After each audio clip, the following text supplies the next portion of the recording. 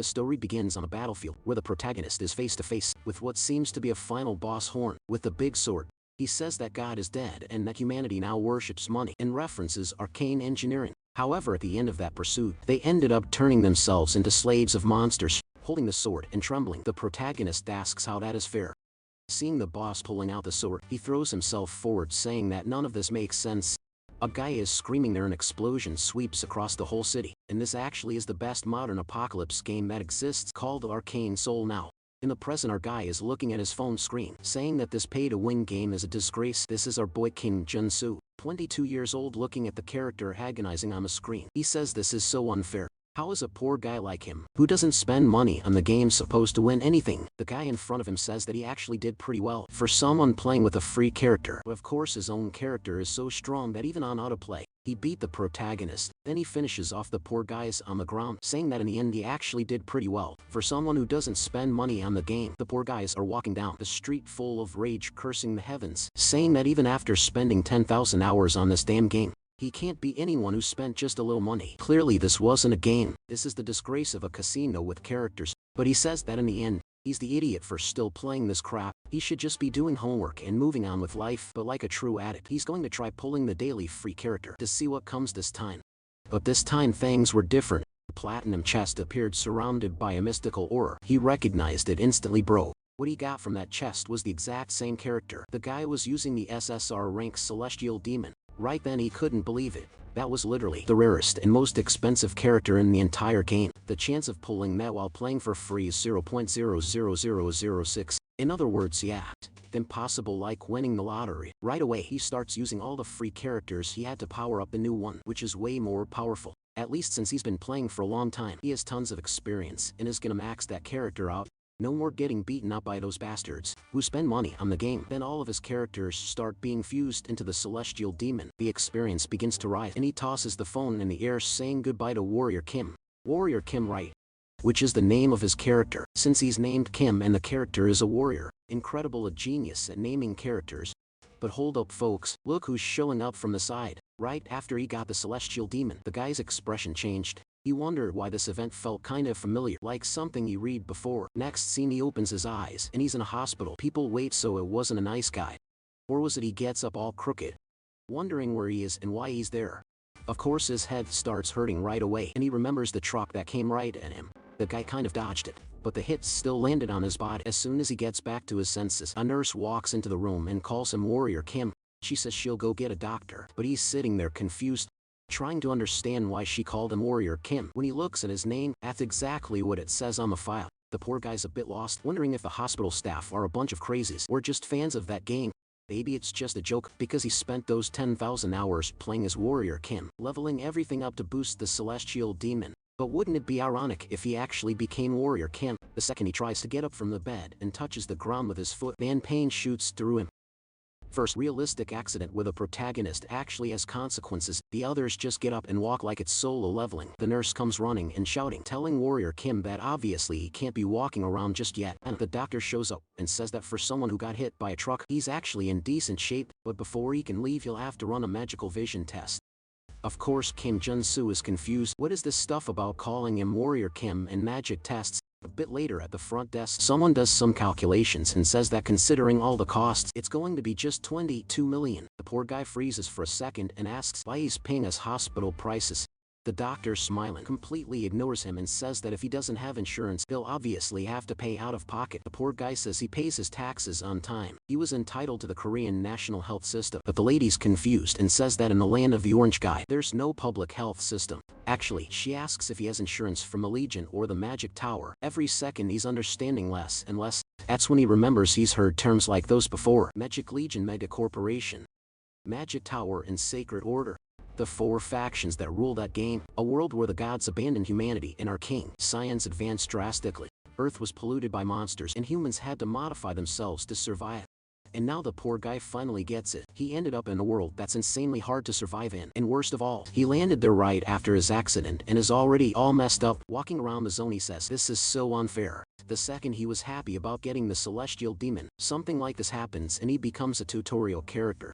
Maybe it's divine punishment for having discarded all those Warrior Kims he had when he enters the room.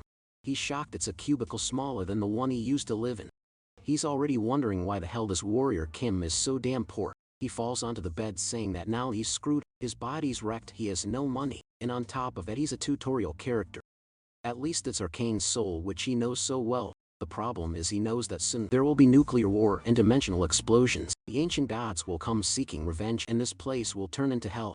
He doesn't know how or why he ended up there, but he's 100% sure that if he stands still, he dies. That's when the madman has a crazy idea, bro. He grabs a pen and says, "This is the moment to find out, better now than later." He stabs his own hand and screams in pain, but right away it turns hilarious. The wound disappears and he gets excited saying he knew it would work. Just like that he gains a trait, wound recovery. That's the reason he was able to create so many warrior Kims. That's the only character with no base traits. On the other hand, you can do certain things to earn different attributes, and for him that's perfect. Someone who has to rely on strategy instead of an overpowered character. And now he's got the biggest advantage because he became warrior Kim himself. The first trait he got, wound recovery, already healed his leg and all the damage from the accident. As long as he works hard he can get any trait he wants, and he doesn't have time to stand around. Because Arcane Soul is the kind of place where you die if you're poor or powerless. You also die if you're unlucky, and you die if you run away too much. But he's not gonna let any of that happen to him. Back at the start of the game, he was rank 100 and Kim 1689, but he played and played and played after 10,000 hours. Being the only person who made it that far without spending a cent. He was in the top 10, rank 9, one of the best players, all that was always with warrior Kim. The very body he's in now, already in a player zone. A bearded guy asks warrior Kim if it's really his first time there. Our boy says yes and says he wants to join the mana purification business. Truth is, first he needs to make money because in this gacha game, bro, money is everything, and the only thing he's got right now is his body, so that's how he's gonna earn. The old guy throws his foot up on the table and says that yeah, it might be called mana purification, but you should know exactly what cleaning a dungeon means. That was director Choi Shin-soo. A little awkward, the protagonist says he does, and the guy immediately comments that there's absolutely nothing on his resume. But our boy knows that the job he's asking for is miserable, so he'll definitely get hired. Cleaning contaminated mana isn't something a lot of people are willing to do. The reason is, as more and more monsters started taking over the Seoul region, dungeon cleanups became a necessary task. Basically, it means collecting battle debris that's emitting contaminated mana. The problem is constant exposure in that place can lead to instant death. There's a guy there with his hand on his head releasing a dark orb, asking for help, and suddenly he transforms. The result of exposure is turning into something extremely dangerous, which is then immediately executed. Shunsa goes ahead and says he's hired, and once they've got enough people, he'll be placed in a team, but he recommends the boy think it over. He's seen a lot of people start out in this line of work, and soon after become something unrecognizable. Kim Jun-soo, however, replies that he shouldn't worry. If there's one thing he has, it's patience, bro. The guy played 10,000 hours for free, man. So if he's got anything, it's patience and experience. But in the next panel we see the team captain named Deer. That's literally his name, folk. Well yeah, you can see the little horns there. Makes sense. He asks if he's the new trash that's gonna join the team. A bit confused, our boy answers like yeah. He thinks it's him, but he didn't come here to get roasted like that. When Deer grabs him by the collar and gets up close, asking if he thinks this is some kind of playground. Where's the fire in the kid's eyes? He's sure the boy will soon be begging to be killed after going through an instant mutation. Kim doesn't care about any of that and just replies fine.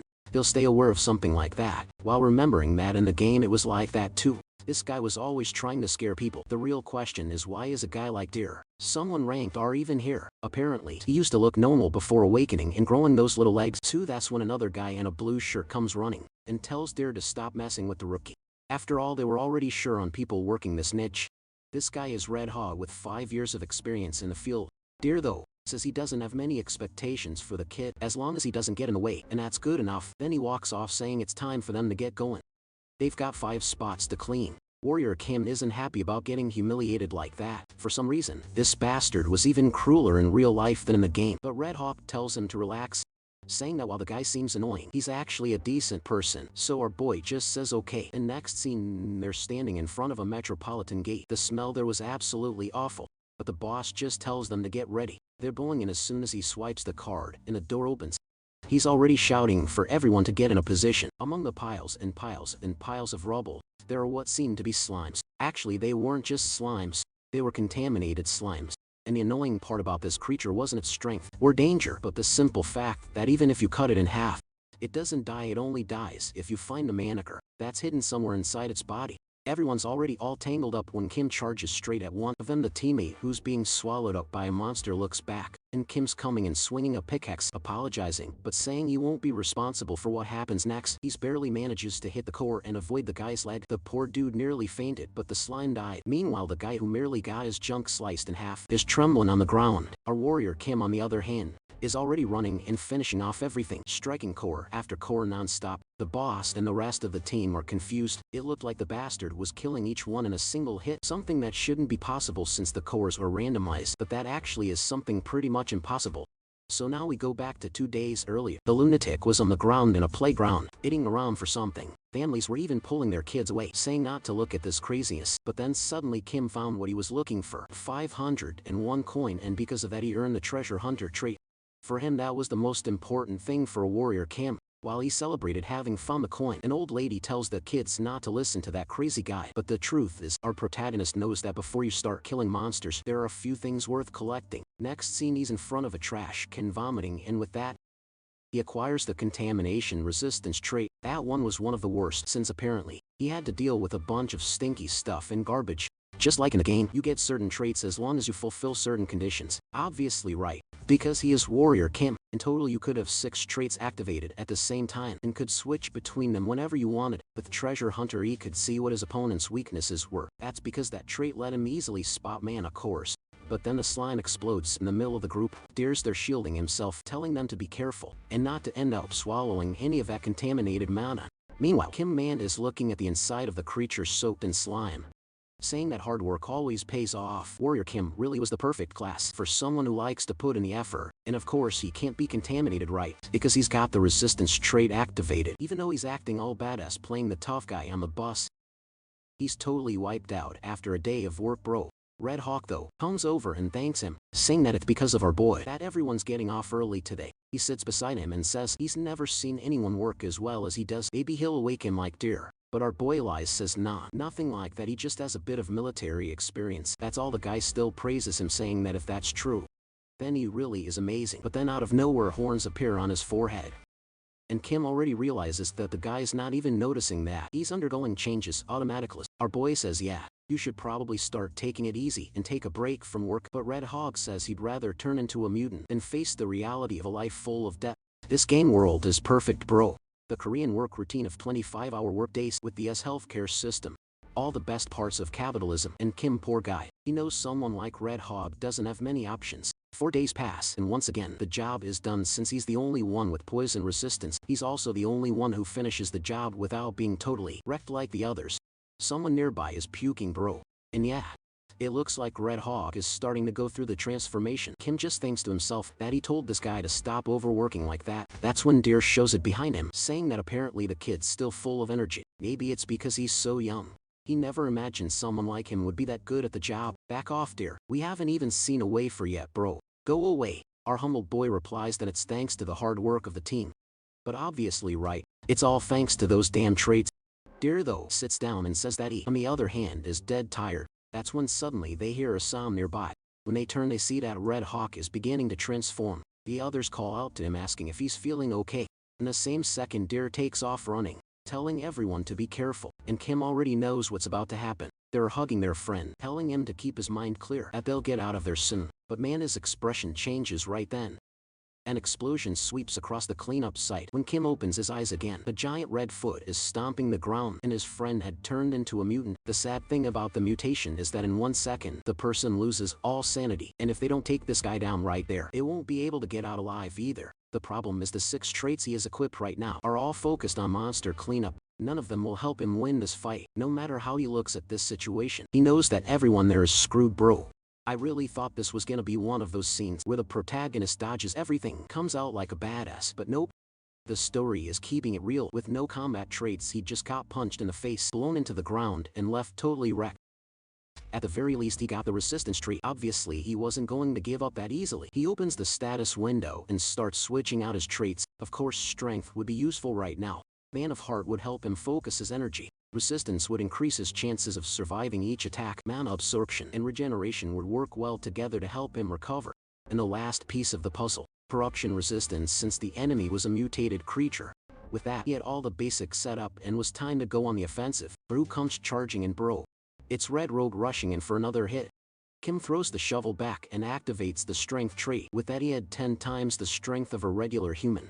One smack with the shovel sent the creature flying like a golf ball. He's feeling confident, saying the rhythm's good and maybe he can do this, but then the Sonic cousin stops midair, starts spinning and comes right back at him. The bastard even bounces off a rock and comes from above. He's there wondering how he's supposed to dodge something like that. The whole brown explodes and Red Robe rolls to the side. Our boy Kim Jin-soo managed to resist by activating the resistance trait that boosted his defense tenfold, but even getting ready to punch, he says that even with that cursed trait, it still hurt like hell. The problem is he doesn't have time to think. If he stops here he dies. He tries to throw a flurry of punches JoJo style, but the problem, bro, are the spikes on the monster's back, and worse, the mutant seems to have control and fires one like an arrow. No, not one. What the hell, the dude fired a whole barrage and our boy got shredded. And I know he's got resistance, but now he's really done for, flat on the ground. But when it comes to perseverance, he's got plenty of that, all pierced up. He charges again to land another plunge. I don't even know what happened, but the guy's hand is not looking too good. Red Robe prepares another attack and blows up his arm. Bro, come on, this is the first monster he's fighting. It already feels like the final boss. The poor guy is just lying there thinking that the life of a warrior Kim is never easy. The monster comes in for a hammer strike to finish him, and the ground explodes. We didn't see a flashback. Our boy was back there playing on mobile with his warrior Kim, telling everyone to come at him cause he'd win. Back then playing was so easy. All he had to do was tap a few times and the hunt began. He never thought about what the characters were actually going through, but now he realized it's painful as hell to even earn a mediocre trait. From inside Red Rose's hand comes an attack that smacks him right in the face and sends him flying. The kid is all impaled, but suddenly he's jacked. He finally acquired the mutant muscle trait. What the hell, bro? It's like trombone is flowing through the kid's blood. And he says now he understands there's no winning without paying the price. The reason he went into those reckless attacks was to obtain this trait, which you could only get when mana, art and strength were activated at the same time. From the start it was all for this moment. Red Rogue goes for another attack, but now he blocks it with his arm. He hits back full force, saying that move won't work on him anymore. The monster though fills his fist with spikes and lands a direct hit to the chest. That bastard, now he's full of holes again. What now, gonna awaken another trait? Looks like that's exactly what's happening. His whole body riddled with holes starts regenerating. He had obtained the mutant body trait and he thanks Red Robe, saying that he's been evolving a lot. Thanks to his friend, the creature charges once more and the two locked hands pushing against each other. Meanwhile on the ground, Deer, who had been knocked out, starts to wake up and sees the chaos unfolding right in front of him. He doesn't understand what just happened with warrior Kim, or what kind of superhuman strength that was. How is it possible for a human to be fighting head to head with a mutant creature? The two monsters hit each other with an attack and both go down. Even with all those traits, things weren't easy for a warrior Kim. His size was similar to the monsters, but even then he was at a disadvantage.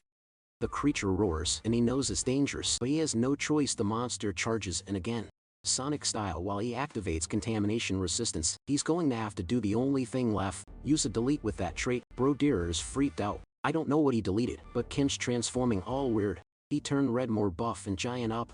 The Tremblon Dose guy went full demon mode, drawing pentagrams on his head and firing a laser at Red Robe. Half the area got wiped out and Deer's on the ground, still trying to process how the kid just did that. The protagonist glances back and Deer can't understand why the mutants are fighting each other.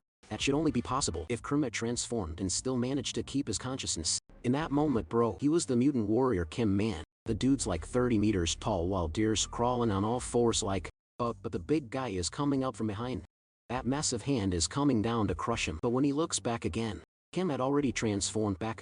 The energy ran out and he dropped to the ground like a bag of trash, celebrating that at least he survived. All of this was only possible thanks to the corruption resistance trait that allows you to unlock the mutant body and mutant muscles, and then if you have both activated and delete the resistance, you gain a mutant trait. Everyone believes that once that happens, there's no turning back to normal. But of course, after 10,000 hours of gameplay, he figured out what had to be done first. When you have the mutant muscles, you kind of get used to that feeling, and in the moment you delete the other trait, you try to hold on to a bit of your consciousness. The moment the fight ends, you remove the mutant trait and re-equip poison resistance, and that way you transfer. Sneaky bastard, turns out you're a real strategist, huh? Only problem is he's lying there in the trash, completely done for. His muscles hurt like hell and can't even move.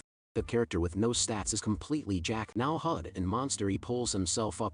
legs shaking like crazy, and remembers that when Red Road died, he got a level 1 human mana core, and he makes that crazy face saying it was all worth it. He just forgot one small detail. That guy was supposedly his friend, but clearly he doesn't care, bro. What matters is the man of core. He's jumping with joy saying this cleanup job really paid off. Then Deer shows up with 2 guys behind him asking if our boy is okay, wanting to know if he really became a mutant. What the hell just happened? Obviously Kim doesn't want weird rumors starting about him, so he says he thought the only way to win was to let the virus affect him, hoping he'd return to normal. In other words, it was all luck. The Year seems unconvinced, saying it was all too easy, but Kim just brushes it off and tosses the items in his hand, telling them it's time for everyone to head back and get some fresh air, because that place was way too contaminated. Our boy's confident that after handing over some mana cores and saving these guys' lives, they'll probably keep his little secret, but Deer, yeah.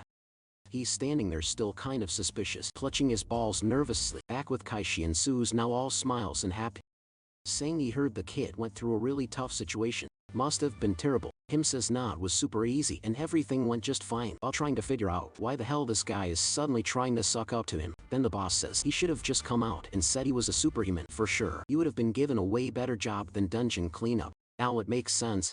The guy thinks our boy has some kind of special ability. In the world of Arcane's soul, what's a superhuman, right? Guess what, it's a human with abilities. Thanks for that offer, really. Your explanations are always so helpful. Without them no one would understand anything. Obviously in a world like this where strength is everything, that's super rare. The protagonist is actually just a normal human, but since he killed the mutant, of course people would think otherwise. That's when the boss pulls his hand out of his pocket, saying he has to pay for the cleanup. Seeing the big old money pouch, our boy is more than happy to let the guy believe whatever he wants. The guy slams 50 million on the table and says that usually they keep 20 and the rest would be split among the team, but this time it'll be different. He says they'll only keep 5 and even give Kim a bonus. Our boy is speechless, man. In total he's walking away with 12 million. The face of a lunatic, saying how nice it is to work with honest people like that. As he's walking out of the office, he's all cheerful thinking about how he's gonna spend that money. A guy nearby says that he looks really pumped. Must have gotten a nice payday. A little embarrassed, Kim says yeah, while remembering that this was one of the guys who worked the job with him. Then the bald guy says he wants to talk to him, ask for a favor. His wife is sick and he wanted to borrow a bit of money. Oh, poor Kim. He just got paid not even 10 seconds ago, and people are already asking to borrow from him. What a damn curse. The guy is apologizing, saying the only chance to save her came when they worked together. He realized Kim was a good kid, but our protagonist isn't sure of helping people like this is a smart move. After all, he barely understands how this world works. What if this guy stabs him in the back later? Not to mention he barely has enough to support himself, but in the end he's just a soft-hearted kid. He asks the guy not to bow since he's older and hands over some mana stones, saying it's not much but he hopes it helps. Little Kim would never ignore someone in need. Sometime later back home, look at this bastard's face, saying that idiot really is a sucker for giving him money just because he made a sad face. Oh wait, this ain't home, it's an alley. At damn Deer is there saying the kid must be new to the game to go around handing out money like that. The guy says if he had randomly made up a story about having a kid too, Kim would have given him even more money. Not to mention, he's pissed that the bastard probably got paid more than them. Deer says that yeah, something's definitely off. That guy isn't even a superhuman, so maybe it's time they taught him a lesson. The bald guy asks what he means, and Deer says it's obvious that little idiot must have some weird ability, and they all know his secret. He then crushes the mana stones and says it's time to show just how scary this world can really be. Oh boy, background characters never stay satisfied.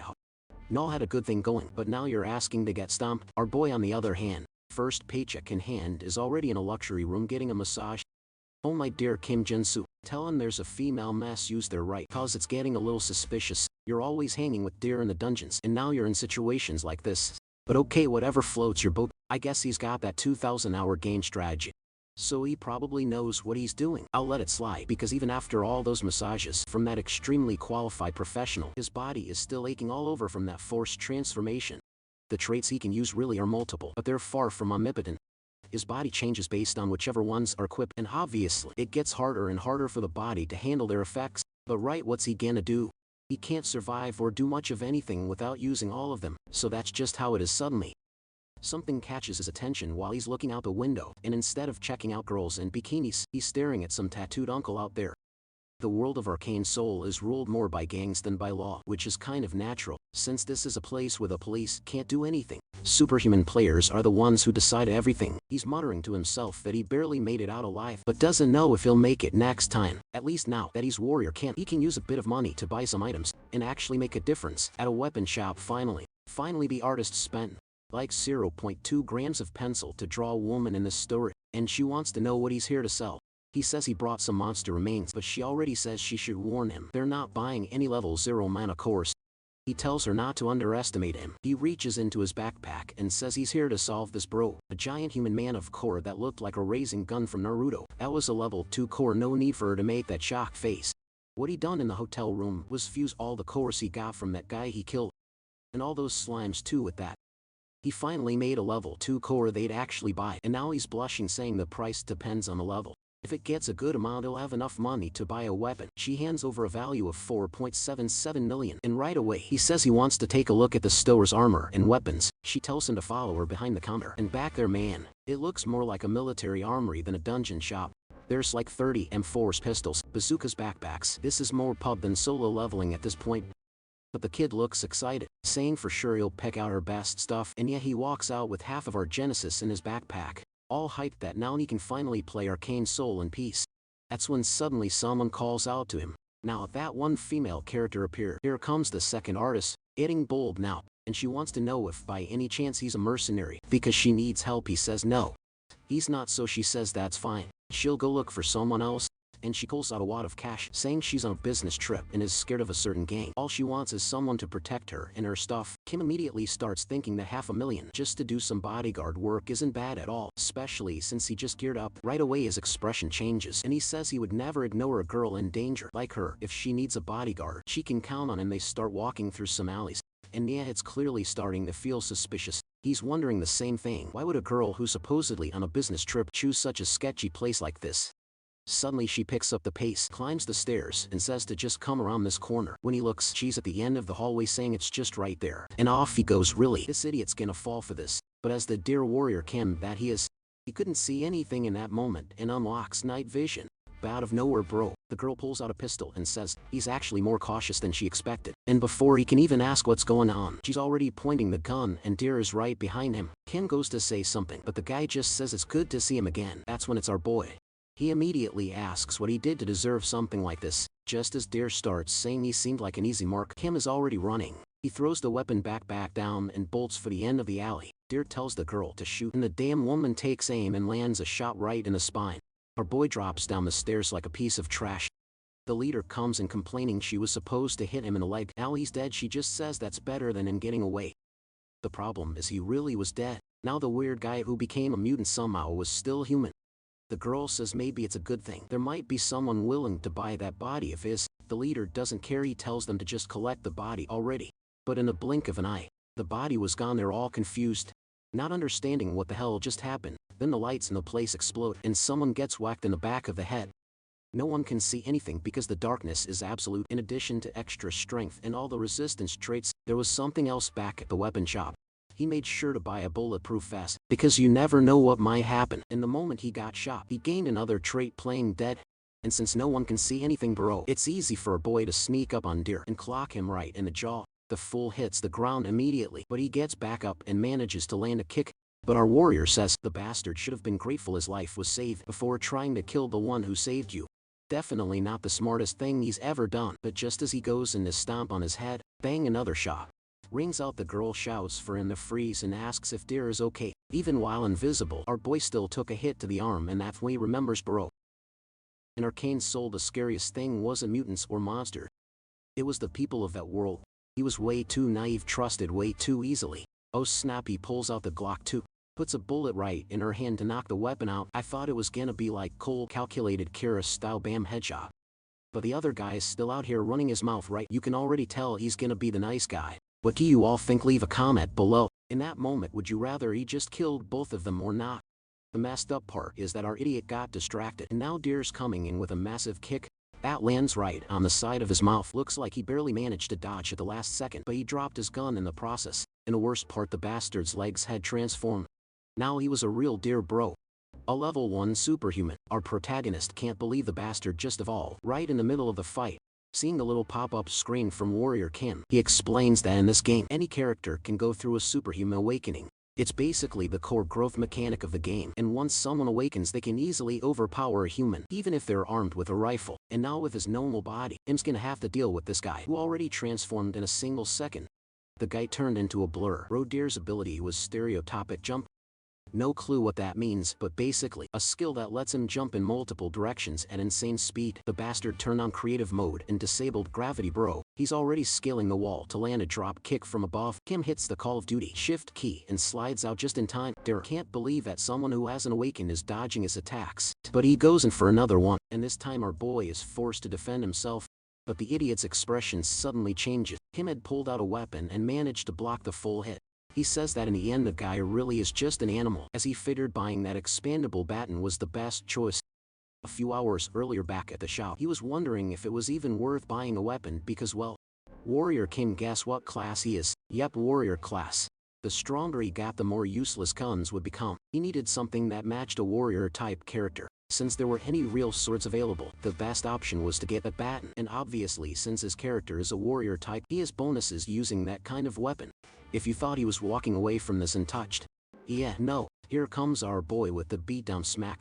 Lands the first one right in the stomach, and with that he gains the strong hit trait. Finally the first one that's actually specialized for his class. That buff could be added to any attack from above, below, or from the sides, and the good thing was exactly that. It could be used in tons of situations. But Deer is still dodging everything and goes in for another kick. Unfortunately Kim had left a huge opening, and maybe wouldn't be able to dodge this time. With no good options he decides to tough it out, lets his arm take the hit and strikes back with the other, landing a blow right behind the knees.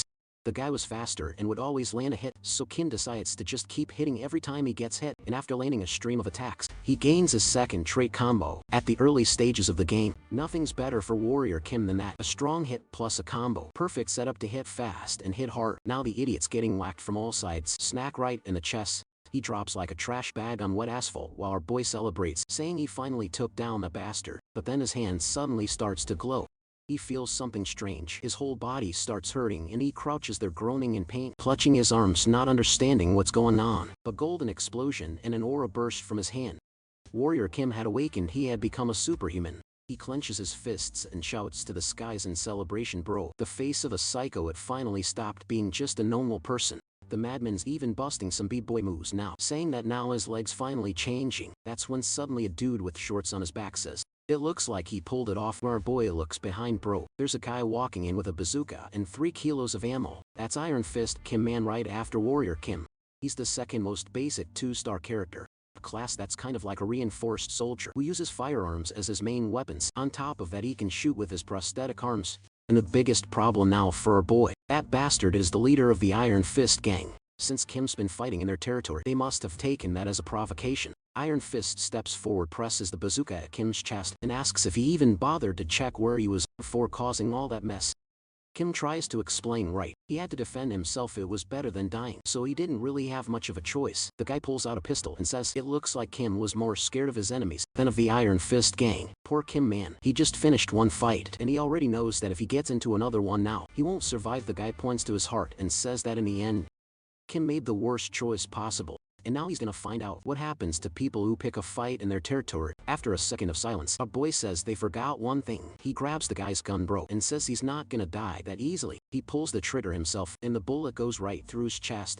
The guy's confused, trying to figure out if this lunatic really just shot himself. While holding his gun, our boy takes a step back, bleeding, and obviously this had to be some kind of condition to unlock another trait. This time it seemed to be a more advanced regeneration. Iron Fist, who sometimes I call Steel Fist. Yes, sorry, background's messy, says. It looks like the kid's got an interesting ability up. Now it makes sense, you can only unlock that advanced regeneration if you already have the basic one and have become a superhuman. But what our boy is trying right now is just sort of bluff. He knows these guys aren't gonna let him go easily, so he's trying to intimidate them a bit. He points at the crew behind them and says that if they're not lucky, they're not making it out of there alive. They'd better be careful because they're messing with Warrior Kim. The big guy laughs and says, it looks like this Warrior Kim guy is pretty bold, and because of the kid's guts, he'll let him walk away alive this time. But you better understand exactly what that means. Our boy just nods and thanks him. The man extends his hand and says he's looking forward to working with him. Looks like our boy got the message. He's being spared, but he'll be working for the guy from now on. And for a kid scraping the bottom of the barrel in this city, some connections might not be so bad. He clasps his hands together and says, until next time. Steam cuts to the Tower of Superhumans. The game was already amazing, but in person it was something else entirely. Totally different from where he had been staying before. Someone behind him thanks him for coming to visit the Superhuman Tower. I thought it was gonna be a bongshow girl, but no, it's just a receptionist. Kind of proper looking, but judging by how our boy is already blushing like crazy, he's clearly never seen even 60 micrograms of woman in front of him. The girl says she knows he must be there to get his superhuman certifications. All he needs to do is head into the room to get his mana and traits measured. Kim already noticed that he must look so lost and clueless that she didn't even have to ask if it was his first time there. But just as he's entering the room, a loud noise breaks out, and everyone starts clasping their hands together, kneeling, saying to look up. The saint is arriving apparently. The saint is either a ship in the sky, or maybe the singer herself is about to appear. A laser strikes the middle of the room and our boy is freaked out. Some robots arrive and it looks like our boy recognizes them. He says it's the order of the old father.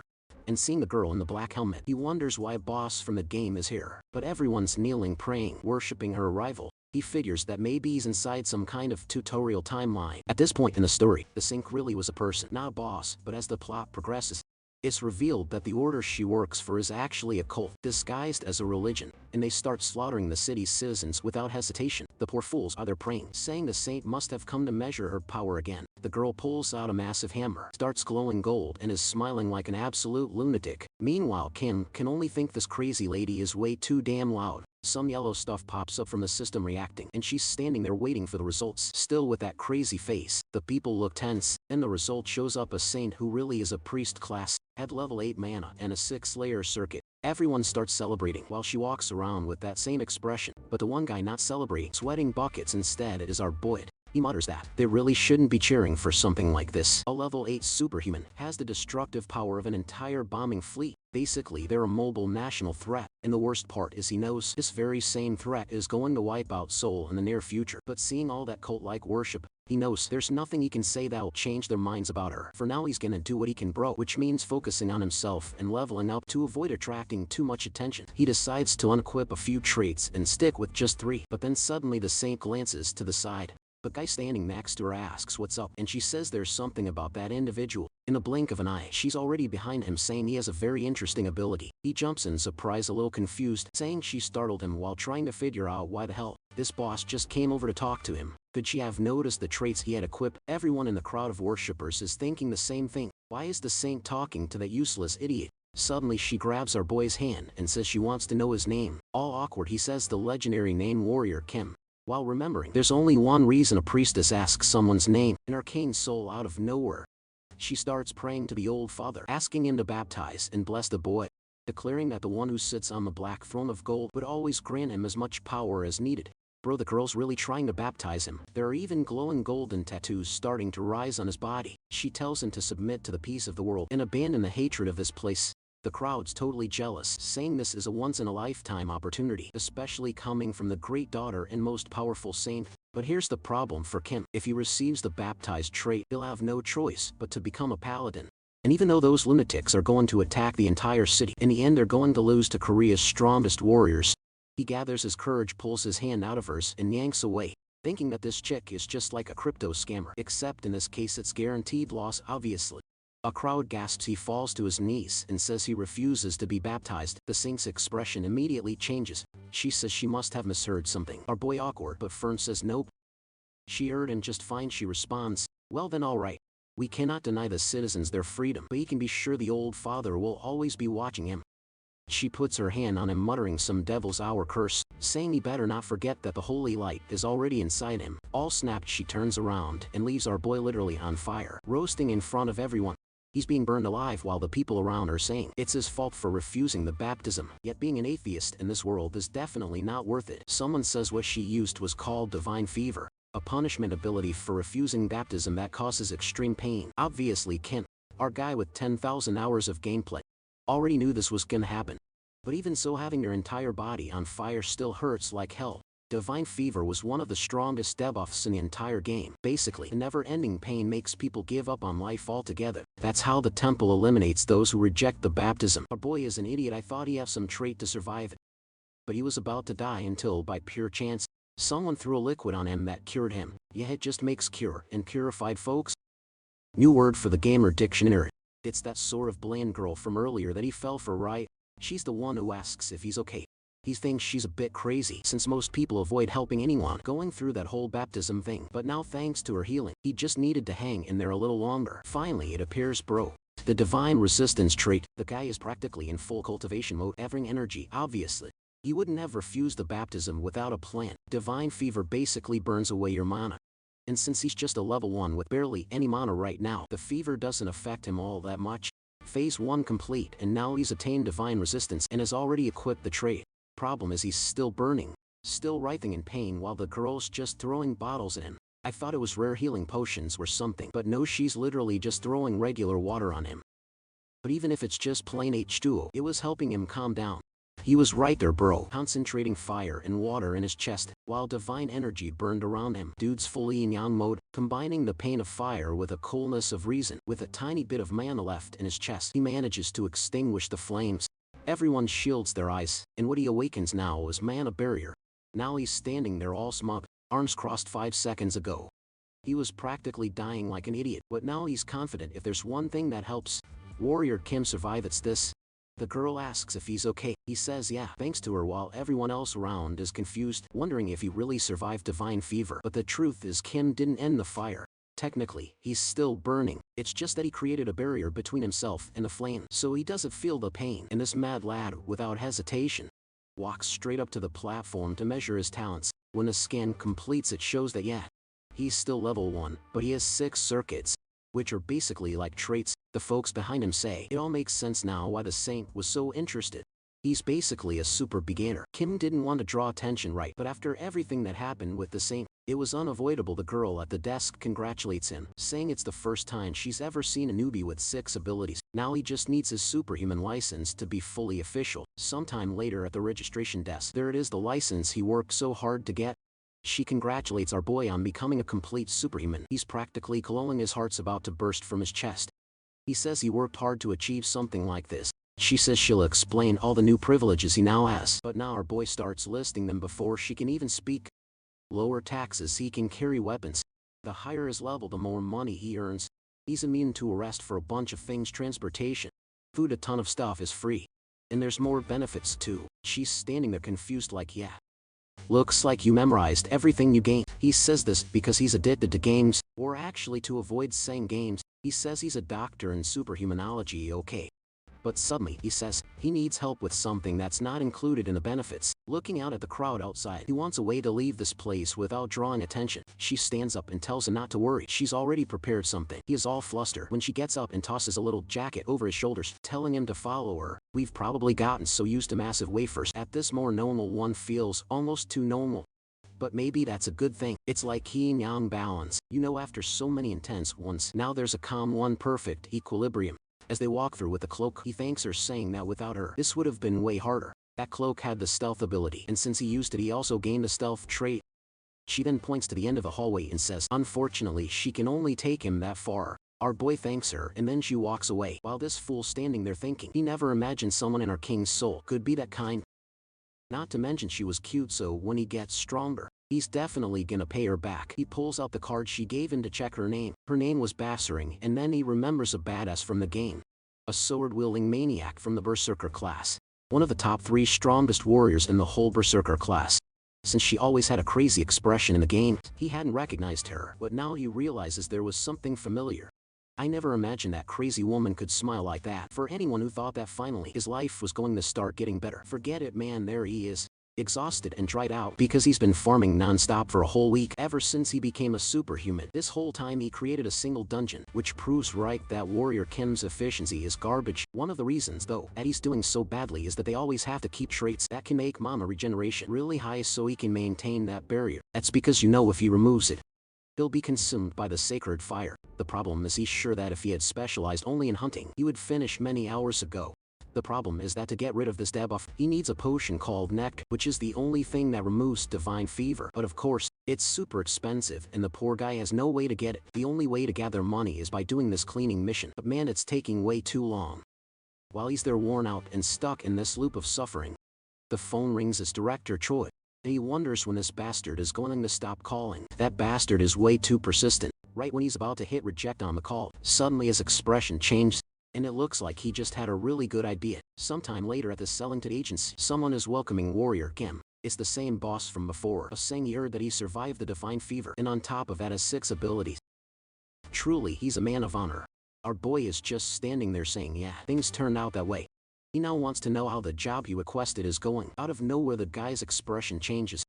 He says this way too hard. Nectar is an extremely rare medicine that can only be obtained for superhumans above level 5. Right away Kim stands up saying that if he's not going to get it, then he's out. But obviously, the guy blocks the way out saying he doesn't need to worry, that the item is basically guaranteed soon, so there's no need for him to leave. Kim knows that this bastard has contacts with countless hunters who started there and nowadays are really strong, so it's possible that he really can get a nectar. So he sits back down and asks what the request is. This time the guy shows something on a tablet and asks if he's ever heard of No. 1 Security. He's kind of confused, says he hasn't heard of it, and asks if it's some kind of security company or something. The guy explains that it's a private military company and one of the 10 strongest in the country.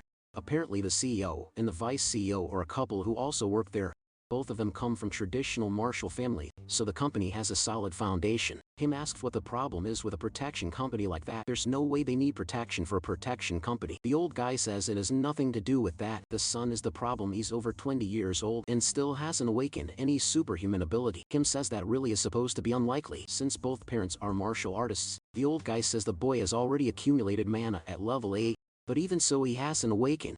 And it seems like the type of person they're looking to hire is a level 1 superhuman warrior, which is, you know exactly, our boy. King gives a little grin and says that if that's the case, it sounds like a good job and hope go take care of it. Next scene, they're already in a massive mansion sitting on the couch. And the old man says, it looks like the CEO of the company is kind of busy. Our boy on the other hand, is just looking around impressed by how luxurious the place was. Their expressions change though, and someone says sorry for taking so long. The woman on the right apologizes for the delay, introduces herself as Lee Mary, and says the guy next to her is Seo Jung-ju. That guy was born to be a winner. The guy even has CEO in his name. Kim's boss is already bowing, thanking them for their presence. Meanwhile, Kim already realized both of them were superhumans, at least level 6. The amount of mana they had was pretty considerable. The dad of the Seo Jung-ju guy has a grumpy face that looks more like a primate, saying he already noticed they're both pretty weak and it's not going to be worth it. The wife asks him to calm down, especially since it's not strength they need at the moment, and they sit down and she thanks them both for coming. She asks if they're willing to accept the request. Kim says that's fine, but first you would need to check the condition of the son and see if there's anything preventing the awakening. Then suddenly Seo Young-ju is smashing the table. The guy already stood up cursing, saying he's not going to tell something like that to an amateur like him. Man, this guy really needs to take some chill pills. Our boy didn't even do anything yet. The mom tries to calm down her primate of a husband, apologizing and saying he always acts like this when it comes to their son. But really it's something they can't tell someone from outside.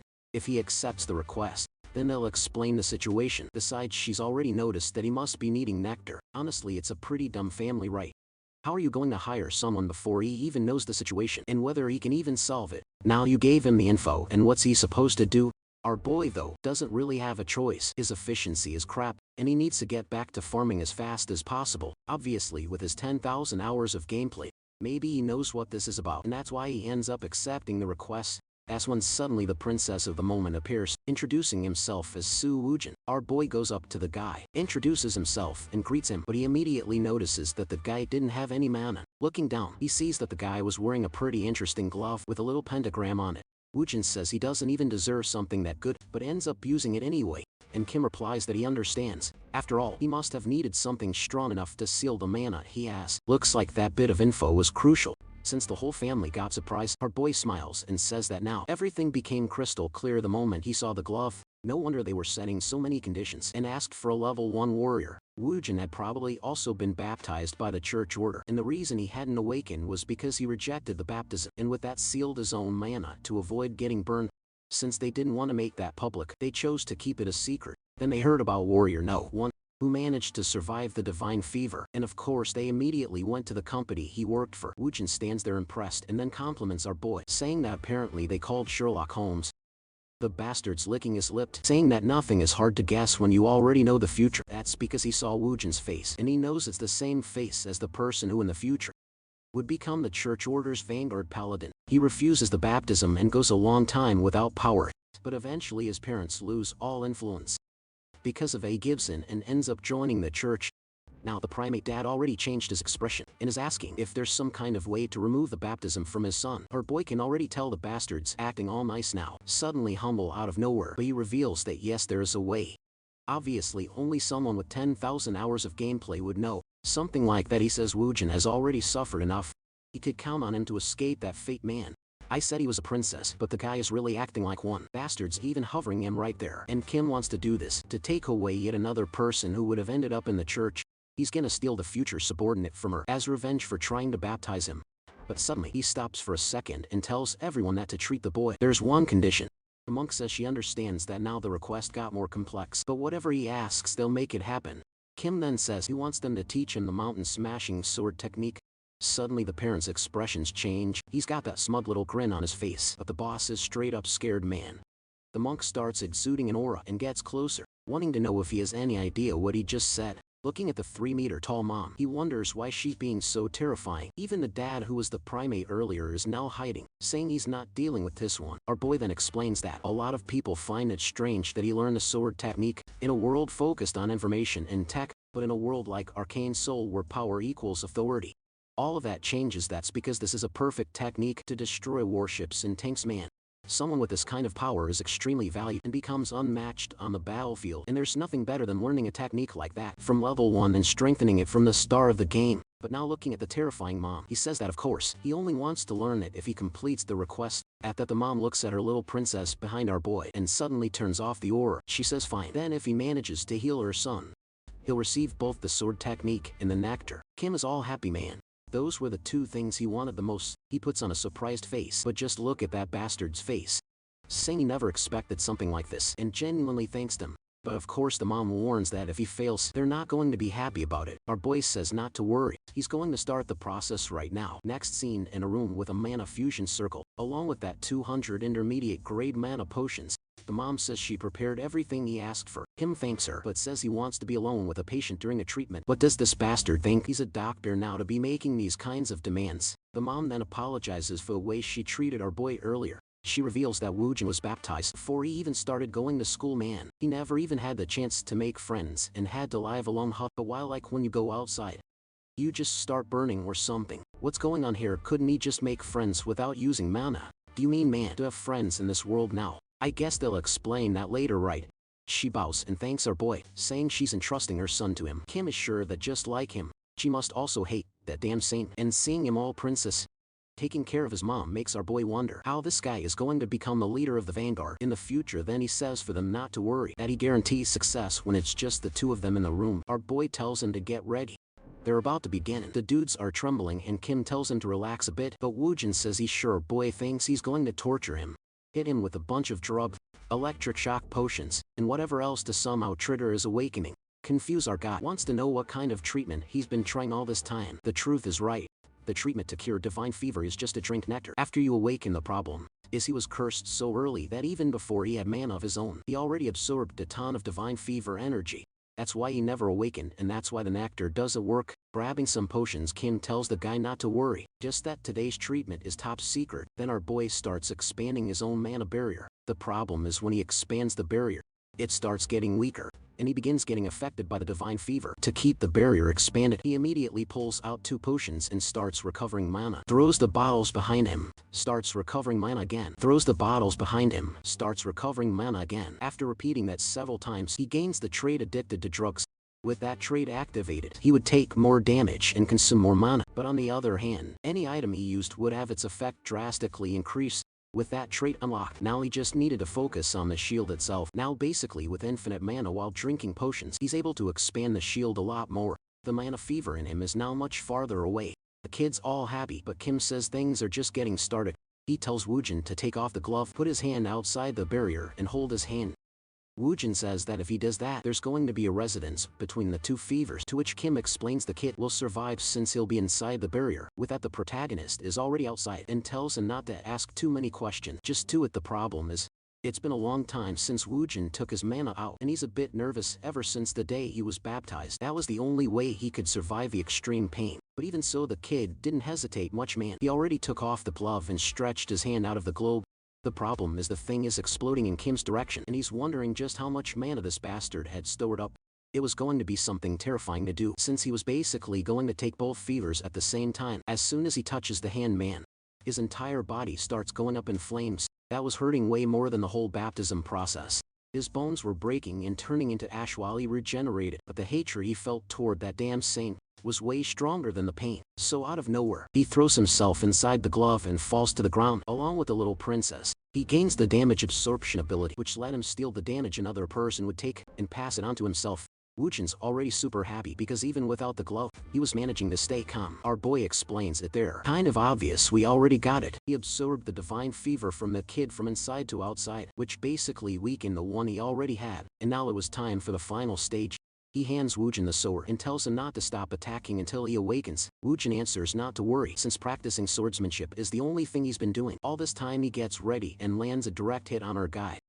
Damn, could have gone a little easier, dude. He's already behind him, landing another blow. Kim can't believe this bastard broke his steel gauntlet. With a wooden sword, at least he obtained the protection trait. The problem is, even with that trait increasing his defense, it wasn't easy surviving this bastard. The guy comes in with another vertical strike. Instead of trying to block it, Kim dodges this time before he takes another one. And boom, he earns another trait, evasion. The problem is that he's getting a bunch of traits, but he can only equip 6 at a time, so it's not like he's getting a whole lot stronger. Whereas then Kim smiles because he sees smoke coming off of Woojin. That was a perfect sign that he was just about to fully awaken, but then he notices something strange. The kid and the sword were glowing the same color, man. The bastard already awakened at SSR rank with the talent. One with the sword, that's the state where, just imagine the person becomes one with the sword. Yeah, very literal. And obviously, it was a ridiculously broken talent for the warrior class. They just had no clue how this bastard managed to awaken at right off the bat, and the worst part is he seemed to be in some kind of trance and wasn't stopping his attacks. Kim is trying to dodge, but one's coming straight for his face, so in the same second he switches all of his traits to everything he has for defense and recovery. That was the only way he at least make it out alive. He raises his barrier with both hands, places a reinforcement circle at his feet. Everything starts stacking and mixing. Woojin's attack comes in full force, and the entire floor of the room gets destroyed. Our boy even had to raise a mana shield that was a combo of mana barrier and protection, already standing back up totally wrecked. He says that this bastard awakened away 2 broken talent. That's when he notices Woojin seemed kind of dizzy and then suddenly collapses like a sack of trash. But the sneaky little guy was all happy, falling asleep with a smile on his face, which obviously makes sense since it was the first time he awakened. He used up all his mana. It was really expected that this guy would be strong. After all, in the game, he was an SSR character, but when he was baptized, he got forced into becoming a paladin, even though it was clear he was way more suited to the warrior class. Probably what Kim did here was create a monstrous warrior that shouldn't even exist. The timeline of this world was completely altered now that he wasn't going to be part of the church anymore, and had become this powerful, which for our boy is perfect, since this monster he just created is a spoiled brat who now owes him a little favor. Sometime later, back in the room with Woojin in bed, everyone's impressed that he actually managed to heal the kid. The parents are already bowing, thanking our boy who's standing there all full of himself, while saying it was no big deal. No need to worry. The mom strokes her son's hair and says it's been so long since she saw him sleeping with a smile like that. Then she looks at her husband and the two exchange a smile. Seo Jung-ju comes over with an envelope saying it contains the information about the mountain smashing sword technique. Kim says there's no need to worry about that. But obviously, man, he's super anxious. And his expression changes completely when the dad says that, as an extra thank you, he'll also be getting a little bonus. 1,000,000,001. It's all sweet now, saying he loves kindness, but just look at the bastard's face on the inside. Sometime later, back at the base, the boss says he hit the jackpot, holding the chip and the nectar. Our boy says he's sure he did. The boss wants to know if he's already going to drink the nectar. Kim says yes, and also that he's going to disappear for a while. The boss already knows, right, man? After he gets rid of that divine fever, he's going to attract even more attention from the church. It's best if he vanishes before those crazy lunatics start hunting him down. But he finds it kind of sad. If he had time to refine the nectar before drinking it, it would definitely give his mana a major boost. Kim agrees, he knows that's true. Nectar is a pretty rare item for someone at a low level. If it were refined, it would increase his power as a superhuman even more. A while later, he arrives at a hotel and the boss thanks him for everything. He says that if Kim needs help refining the nectar, just send a message our warrior. Kim says okay, he'll think about it, but man, the moment he gets to the room, he already opens it up and says he's drinking that thing right now. He's already learned just how cruel and unpredictable this world of Arcane can be. That incident with the damn deer made it very clear that at any moment he could die or be betrayed. On top of that, he's got drug addiction, mana absorption, and potion dependence, all traits that are going to boost the effect thanks to those 200 mana potions he downed one after another well drank right. The Momus and the genius. And now the second he consumes the nectar, bam.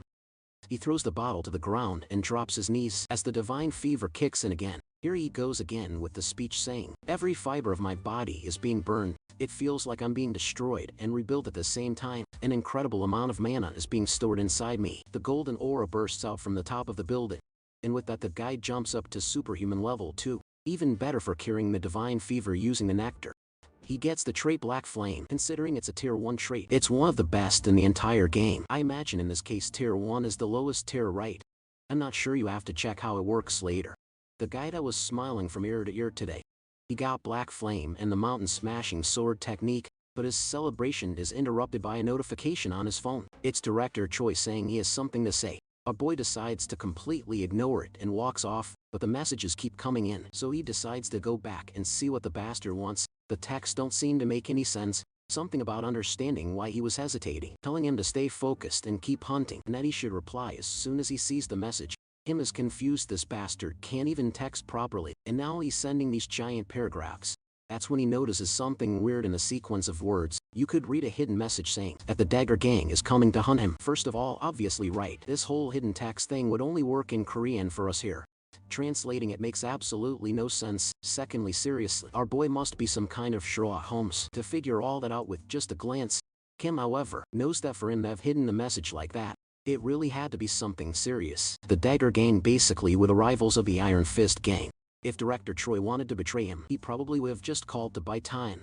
Which proves that this disguised message was clearly his way of saying he got caught. Considering the timeline, it was right after our boy got out of the car. And now he's on his way back. But Kim decides to ignore all that for now. He already had the nectar he needed. And now he just needed to get stronger to survive in this world. Meanwhile, in another room, man, the poor bald guy was getting beat up. Honestly, that dude was actually a decent guy, man. I feel kind of bad for him, and our protagonist doesn't seem too interested in saving him. Not really. The guys are telling him to spill information about the new superhuman working with him, but he says he's not going to say a thing no matter what they do. The guy with the psycho smile says alright, then he left them no choice. They'll have to handle it a different way. Damn man, you brought an axe. You're gonna kill the guy. How are you gonna get any info like that? The guy asks which hand he uses to eat and warns that he's gonna lose the other one. Of course the bald dude hesitates to answer, and the guy lifts the huge axe to finish the job. He was just about to chop his hand off when boom, the explosion went off behind them. Everyone turns around confused, wanting to know what just happened. One of the henchmen falling to the ground calls for the boss saying, some lunatic is on his way. Man or boy, I thought he showed up kicking the wall down. But nope, the bastard launched a bazooka. Man, for someone from a warrior class, this guy is really into modern stuff. He says he can't abandon someone who helped him out so much. Even if this world of Arcane is cruel, he needs allies, and to not lose one of the few he has, they'll have to blow this whole place up. Another bazooka shot hits the building. Man, this setup really is full on modern. The guys come out with axe and a force in hand, looking around like, where's the bastard firing rockets at our base? Kim says these bastards are just like cockroaches. When you blow up the nest, they all scatter in every direction. Even though the place looks like just another apartment, he knew this was the Dagger gang's base. This was like a dungeon hidden in the middle of the city. When he cleared countless times back when he was playing, he knows each one of the 6 buildings that make up the whole complex. And since this was something you had to do in every tutorial, he could handle it with his eyes closed. He jumps from one building to another, saying he'll show them how a veteran completes it. The armed guys are all in the middle of the street looking around, pacing back and forth, trying to figure out where the bazooka fire came from. They're walking near a trash can. No way did Kim really throw himself in the trash, man. One of them hears some movement and goes to check it out, and in a blink our boy appears, grabs him by the neck and slams his face into the ground. He was using that face covering gear that boosted the invisibility he got from the cloak, right, so the guy couldn't even see him. And now, while the dumb gangsters are running around the city looking for him, he's going to sneak into the main building, right through the secret entrance that leads straight to where they handle things. Obviously the best move is to avoid combat, considering how many enemies there are, and he knows it's on the 5th floor where the Dagger gang hides people when they're torturing them, which is a bit of a hassle for him since it means keeping stealth active the whole time. But just when he thought he was safe slipping by the noticed, the alarm goes off warning that an intruder has entered the building. All gang members were now supposed to head straight to that location. Kim's stealth plan had gone down the drain. Trying to run was impossible since he'd end up face to face with the guys coming in. He could use the outside stairs, but doing that would land him right in front of a barricade full of soldiers. The second he opens that door though, he could also get sprayed with bullets. There's only one right answer when you're in that kind of situation. He pulls out a minigun. Man opens the door and starts mowing everyone down, throwing out a nice to meet you. Before the guys could even react, bullets were flying all over the room. Some tried to shoot back at our boy, but at the same time he already thrown a grenade out of nowhere. This whole operation is 100 military. Where's the mountain smashing sword technique now hot? 1 second is a fantasy RPG. Next second we're in the Call of Duty lobby. What the hell is going on? And the bastards already pulled out 3 more grenades. Actually not 3, he's tossed like 10 of them in everyone's direction. The whole room is blowing out while he says he hopes the gang is enjoying the gift. Sometime later he walks in and of course everyone's dead. Or so he thought. One of the guys who was pretending to be dead suddenly gets up and fires a shot. Him locks eyes with a bullet and barely dodges it. At that moment he gains the sensitivity trait. Finally, he got exactly what he needed to fight off a crowd of enemies at once. The guy starts begging for mercy. A second later he's also bound with a bullet right to the dome. 1st floor cleared, time to start heading up the stairs again. And the real danger starts now. From the 4th floor onward, he finds more and more people, and obviously the boss would be up top. But then he notices something strange. Turning into a hallway that should have been packed with people, it's completely empty. He checks the bedroom, also empty. He keeps scanning every room until he gains the focus trait. As soon as it activates, he seems to hear something coming from upstairs. Yet not that hard to hear when it's a freaking drone, man. Last time I heard one of those, I looked up and it felt like the thing was playing the sun, louder than a mosquito in my ear. And yo, if you thought only our boy'd play Call of Duty, you were wrong. The drone drops a flashbang. Poor guy gets blinded, and right then someone appears at his side. It's the Dagger Guild, right? Coming in with their signature weapon to stab him in the back. A strike seems to hit right at the jugular, and why I believe to be the boss says, "The little rat's dead." Yeah, really? If I had moved the screen just 1 more pixel, I'd have seen it. It's the leader of the Dagger gang, a level 2 superhuman. But Kim then activated his mana shield right when the guy struck, and now he asks what's this about things being over. The snake tongue boss looks confused, not understanding how this bastard defended himself. As soon as he backs off, our boy says he's found a bastard who dresses like a rat. Apparently, that drone plus flashbang trick is a well-known strategy in the game, which is why he knew exactly how to react. It's a really common pattern. In the moment he saw the flashbang dropping, he switched on his mana shield and stacked protection on his back. The boss wants to know how he survived that ambush. Our boy tells him not to be too surprised, because things were just getting started, and now the guy's gonna regret ever putting a target on him. Our warrior Kim charges in, goes for a slash, but the Dagger dude dodges, disappearing, saying Kim's trying too hard to be a badass for someone that slow. He throws a dagger with a green aura, but our warrior deflects it. Kim's impressed even with his 2 detection ability. It was hard to figure out where the attacks were coming from, and obviously every dagger that guy threw was imbued with magic poison, and the Dagger guy thinks this is all just dumb luck, saying the kid should buy a lottery ticket, but if he surrendered now, he might still get a bit of mercy. Kim tells him to stop talking nonsense and come at him already. The guy replies that he's sure Kim must be a shooter, based on how stupid he looks holding that sword. Like, how is some wanted gunman supposed to win in close combat? Our protagonist is confused. That might have been the worst roast I've ever heard, man. Imagine being so bad with a sword that someone assumes you have to be a gunner. No way, but he knows that's what the guy's thinking, right? Because Kim showed up bazooka blasting all Call of Duty. Then the Dagger boss charges again, saying his death will be as painful as possible. He goes for a slash, while our warrior Kim goes for a vertical strike from above. The guy dodges, but I think that was part of Kim's plan. The Dagger guy says he's way too slow, but our boy spins the sword downward and redirects the cut right toward his face. Looks like he used some sort of skill, probably that fast slash combo. And the guy doesn't get it because Kim was supposed to be a shooter. But man, that lizard bastard dodges everything. He crouches and counters in another direction. Only now our boy's all covered in aura. He's got the mountain smashing sword, extra strength, and combo traits all active. He tells him that ever since he swapped traits, he's not a shooter anymore. Then bam, a full hit to the shoulder using the mountain technique, man. The guy screamed in agony. I thought he was gonna lose an arm, but nah, he just coughed up lunch. Our boy then slings the sword over his shoulder and says, "Lower your guard like that and you always lose." Obviously though, the other guy wasn't done yet. He throws another poison dagger saying it's not over. Kim's impressed by how persistent the guy is, man. The wall gets splattered with blood and finally a dagger dude drops. At last our Kim killed someone hot. I was starting to think he was the new messiah forgiving everyone. Although I did forget he blew up a bunch of background characters with grenades, right? But no one cares about those poor souls. Goes to show how the world really is. Oh folks, the problem now is our guy got stabbed in the ribs. Even before dying the bastard was still causing trouble. And obviously the moment Kim touched the body, the poison started spreading. He immediately swaps all of his traits to a sequence of recovery, regeneration and whatever else. He starts focusing his mana on the wound to try to ease the pain. It was manageable, he could hold on even though it hurt. But before he could relax, someone outside was already yelling at him to get out, saying they knew he was in there. More and more people would be arriving, so there was no time to waste in that building. Meanwhile on the 5th floor where the bald guy was, the poor guy was thrashing around and finally managed to fall to the floor. He used his little finger to grab a shard of glass and tried to start cutting the rope. That's when our boy showed up and asked the poor guy how he got caught so easily. The old dude, all teary-eyed, thanked him for coming all the way there to save him, but our boy just tells him to cut the thanks and run faster. People are coming. Problem is, man, the poor old dude was totally wrecked, barely able to walk. Our guy felt bad for him, right?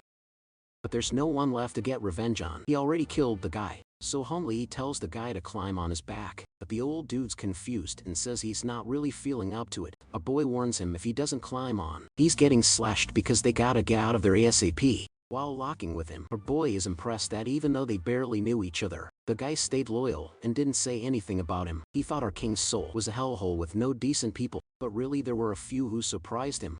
Back at the guy's competent, look at that tricking Ken potion, man. That's new to me. And finally, after suffering for a few hours with the poison and recovering, he gains poison resistance. The boss tells him not to worry if he needs more potions. Just say the word. Our boy replies that it's fine after all, right? He already got a new trait. Then the old man says he doesn't even know how to thank him. He explains that the boy's info leaked when he was preparing the nectar. He shouldn't have trusted even his own staff. Our boy says it's all good.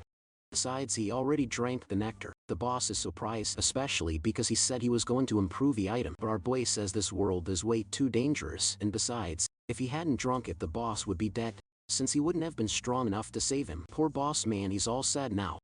He's thinking the kid drank it just to save him, right? Meanwhile our boy's face is like, oh poor guy. He has no idea I was gonna drink it anyway, and out of nowhere someone's banging on the door. The bald guy is wondering if these dagger bastards are ever going to stop. He wants to know what they should do, but our boy says just let them in. But when he opens the door, he's surprised, man. It's the Iron Fist gang and their ammo-belted leader. Our boy gives them a welcome and the boss immediately says it's crazy that he exterminated the Dagger gang. He's clearly not just some regular kid. Navi wants to know why he was called there. Kim's thinking he called this bastard because it's time to collect his reward for clearing out that ridiculously hard dungeon. The Iron Fist gang and the Dagger gang were enemies, so now they wiped out one side. He obviously helped the other. In a game you eventually get exactly this kind of quest later on. So yeah, he's basically just cashing in on a future reward now. And best of all, the reward tends to be really good. The boss asks if he's thinking about starting up his own organization, but our boy replies no way, that admin stuff isn't his thing. He's actually here to tell the Iron Fist boss that he can take over all the territory the Dagger gang used to control. Our boy is playing the most humble man alive, saying that this is payment for that time. The guy let him walk out alive, thanks to the partnership between them and the boss. Poor guy takes the bait like a fish, saying the boy really does owe him something, but even he admits this payment is kinda over the top off. Our boy doesn't even hide it and says they're on the same page. He tells the boss to remember it's thanks to him that the guy is getting a whole giant area, so maybe he should get something in return. The boss already picked up the vibe and tells him to spit it out, and what our boy wants is what every good honest worker wants too. A house in his name, man. He's tired of sleeping in that hotel where he gets attacked every other night. The gang boss though looks a bit confused about the request. Our boy explains that he's basically going to turn the house into a fully protected base. Then he goes into a little drama moment, saying that this fight with the Dagger gang almost killed him. The boss coughs and says alright, he did wipe those bastards out, so the deal is done. Our boy grins, saying he likes how straightforward he is.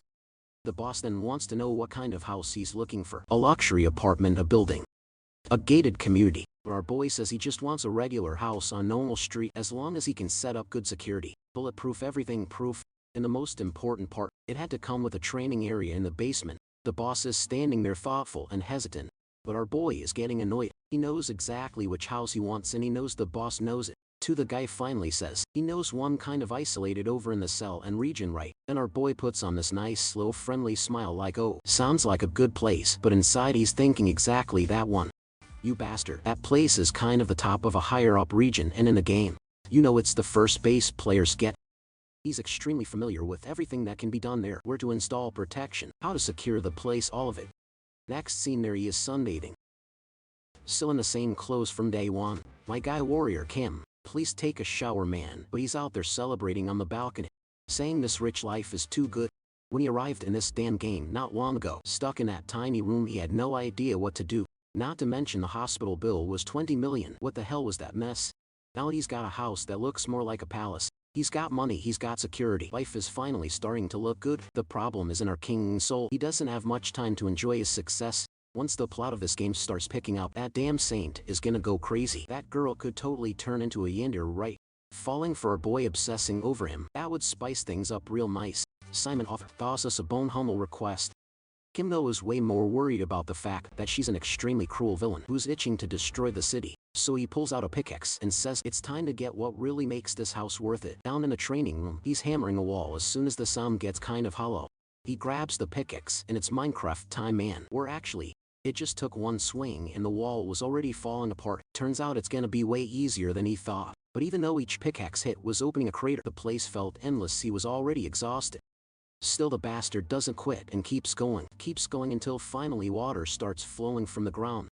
He opens his mouth wide, sticking that giant tongue out to catch a little water, and starts recovering. But that wasn't just any water. It was a mana spring. Even a character with 0 HP could recover inside that. Not to mention even the worst dead boss would vanish. And only someone who's played the game would know there's a mana spring hidden in this house, which makes it way more valuable. It took a lot more work than in the game, but the bastard even installed a bathtub under the spring. Just a bit of time soaking in, and he's already overflowing with therapeutic effects. And the advantage is pretty obvious. He can train in the training room, rest in the spring, and level up way faster than anyone else. Now it's time to show how a free-to-play climbed into the top 10 of the rankings, man. Our boy is actually really motivated. He's been training there for 2 weeks straight, not leaving the place, of course, right? It's a manual character the author just wrote. He trained for 2 weeks, and here I'm like, wow. He's so amazing anyway. Moving on, our boy is now radiating that black aura from the divine fever, while also activating a blue aura on his sword, man. The guy is glowing like a Christmas tree. He tosses the sword up and boom, combo time, and obviously right. He's been practicing all the skills he got, including that mountain smashing sword technique. Looks like he learned a bunch of techniques already. It got some crazy names: Mountain Destroyer, Mountain Piercer, but really it's just a vertical slash and a stab. That's it. The important thing is that the bastard is motivated because he mastered all fat and also mastered the black flame. And now he puts together a combo of traits, man. That makes him perfect for combat. That's the start of his full-on training phase. Now it was time to obtain the mana cultivation techniques, something that unfortunately couldn't be achieved just by training hard. Not to mention, if he had refined that nectar earlier, he probably would have jumped straight to superhuman level 3. And that's exactly why there's still some mana kind of floating around inside his body. To fully absorb the mana that the nectar could have given him and reach level 3, he needed this mana cultivation technique. Of course, like everything in this cursed world, it cost billions and billions. If you went to an antique shop and the old guy asked if you really wanted to buy that, it had been sitting there for more than a decade. But apparently, wait, hold on, he already bought it. He's making all this drama, but he already, oh no. Forget it, guys, I'm totally spaced out here. He bought it back when he was playing on his phone, man. As always, this antique store is kind of secretive, and barely anyone even knows that there's a technique like that for sale there. Problem is, when he gets to the front of the store, he finds out it's got a money barrier and it's completely sealed off. There's a sign saying the store will remain closed until the markets in Sin 1 stabilize. Our boy is confused. That place was always open in the game. So why is it like this now? Not to mention, when he looks around, he notices this area, which used to be super crowded, is now basically abandoned. Nothing's open. Looks like the world of Arcane Soul is starting to change from what he used to know. He walks around the area and spots a guy sitting there, smoking a little cigarette. He asks how things have been around here lately. The old man says it's obvious. Everyone around here is closing and going bankrupt. With those damn gangs fighting every day, no customers were showing up and the whole territory turned into a mess. Confused Kim asks what's going on. In theory, this is Iron Fist territory. The guy responds that gang's garbage. Ever since the Dagger gang disappeared, a bunch of gangs have been fighting over the place.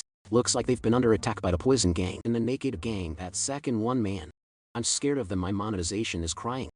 Kim's a little confused, but now he's starting to understand what happened. When you do the quest in the game, you help the Iron Fist gang take control of the whole region, but this time it was different. He won on his own and gave them just a small area. In the past, naturally, the entire zone would have been under their control and no one would dare challenge them. But this time, instead of dominating everything, it turned into complete chaos. While he's wondering what he's going to do, he hears some guys yelling, telling them to take those idiots down right away. He knows must be another gang fight on one of the streets. Some guys are getting slammed into walls. The boot lady tells them this corner belongs to the Poison Gang, or actually it's the girl in boots man. She's ordering the Iron Fist punks to get back to their little corner. She's Scorpion's second in command of the Poison Gang. A guy's about to say something, when someone nearby wants to know what the hell this mess is in their territory. Well man, it's the Naked Gang. This is horrifying. What a disaster. We really need our protagonist to show up and finish these guys. I'm right there with Scorpion Man, saying that these weird perverts just showed up out of nowhere, but the chubby guy, the exhibitionist, says that this spot belongs to the Naked Gang. The two start arguing and it looked like a fight was about to break out when someone walks by the guy lying on the ground. It was our boy showing up saying, "Looks like things are a mess around here." He tells the guy on the ground to get up. It's time for him to get to work. Then our boy calls both of the little gangsters worthless trash and says, "Come here. I've got something to say to you." The guy next to our boy is kind of confused, but Kim just tells him to shut up and obey. That's when Scorpion says he must be out of his mind if he thinks he can order her around like that. Meanwhile, the chubby dude wants to know if he has any kind of offer to make. Our boy looks around and realizes there are a bunch of people worried that their businesses are about to get wrecked again. To avoid a fight, he draws his sword, activates the flame or a mountain slaying sword technique all at once. Now the two clowns that were about to fight, eyes wide open, and the chubby guy instantly realizes he must be the superhuman who single-handedly annihilated the Dagger gang. Kim says yeah, looks like he got recognized quickly and he's in a generous mood today, so he'll let both of them walk away before a fight breaks out. But if you don't want to leave, then it's going to be a fight and whoever wins gets control of the market. Scorpion, however, says she's not stupid enough to accept a 1v1 against a warrior class fighter. But man, our boy is bold. He says he'll fight her in any class she wants. Sometime later, the three of them are chatting there. Looks like Kim's going to have to fight the chubby guy who's all blushing and saying he'll have to resist mental attacks. And this fight is actually terrifying, and the big guy says it's an honor to attack such a beautiful boy. They even invite our boy to join their guild, saying he can worship the primordial goddess Woe. Who's that introducer to us? Chubby, our boy, though, just thinks they're a bunch of creeps and asks why he would join something like that. Then he tells the guy to wake up. His religion isn't even in the top 7 strongest ones. Basically, they're unknown in the city. The chubby guy's expression drops. He says fine. He'll change the mind of the non-believer. Once this is over, Kim will become a worshipper and beg his goddess for forgiveness. He activates some green energy and tells Kim to kneel. Kim stands there trying to resist. His body really does seem like it wants to kneel somehow, but he's not letting that happen. He keeps resisting, and right before he collapses, Bam punches the dude right in the face. The big guy hits the ground, and obviously it would have been hard for Kim to lose something like that. With divine resistance equipped, and with that, the Naked Gang gets dragged away. He turns to Scorpion, who says he's not half bad, but she warns him her gang is nothing like those perverts. Kim tells her to get on with it and stop stalling. He's sure her specialty is poison making, and she probably wants to make him drink something and see if he survives. She sticks her long tongue out. Seriously, what's with all the long tongue characters in this story? And she says if he's that eager to die, she'll help him out. The guy on Kim's back is telling him to cut it out. Drinking poison from her is insane. It's basically a death sentence. But Kim, please. He's got poison resistance. There's no way he's dying from that. She pulls out a cup with a skull on it and says that if he survives, she'll walk away. Kane recognizes it right away. It's called the Picnic Killer. It's the poison they have that causes the most pain. He tells her he's gonna drink that stinky crap, but if he doesn't die, she's at least getting punched in the face. She says fine. She can't wait to see him beg for forgiveness. After one sip, he drinks it immediately and apologizes, saying, unfortunately, that's not gonna happen. But man, the psychological impact was way worse than he expected. The guy collapses to the ground and suddenly his head's turning purple. The long-tongued lady comes up and starts stomping on him, saying he'll regret talking all that trash. If he begs for mercy, she'll let him leave alive. Kim is trying hard to keep his focus. At that moment, he equipped every possible trait to increase his resistance. The problem was this poison was kind of a special one, mixed with a type of healing. It was a poisonous healing, so just having poison resistance wasn't enough. At the same time that he had to resist the poison, he also had to apply actual healing to recover. He's their eyes, all Snoop Dogg it out, concentrating all the poison into his hand. The long-tongued woman doesn't believe it. He's actually managing to locate the essence inside his own body, and with that, man, he gains another trait. Drug resistance. Alright.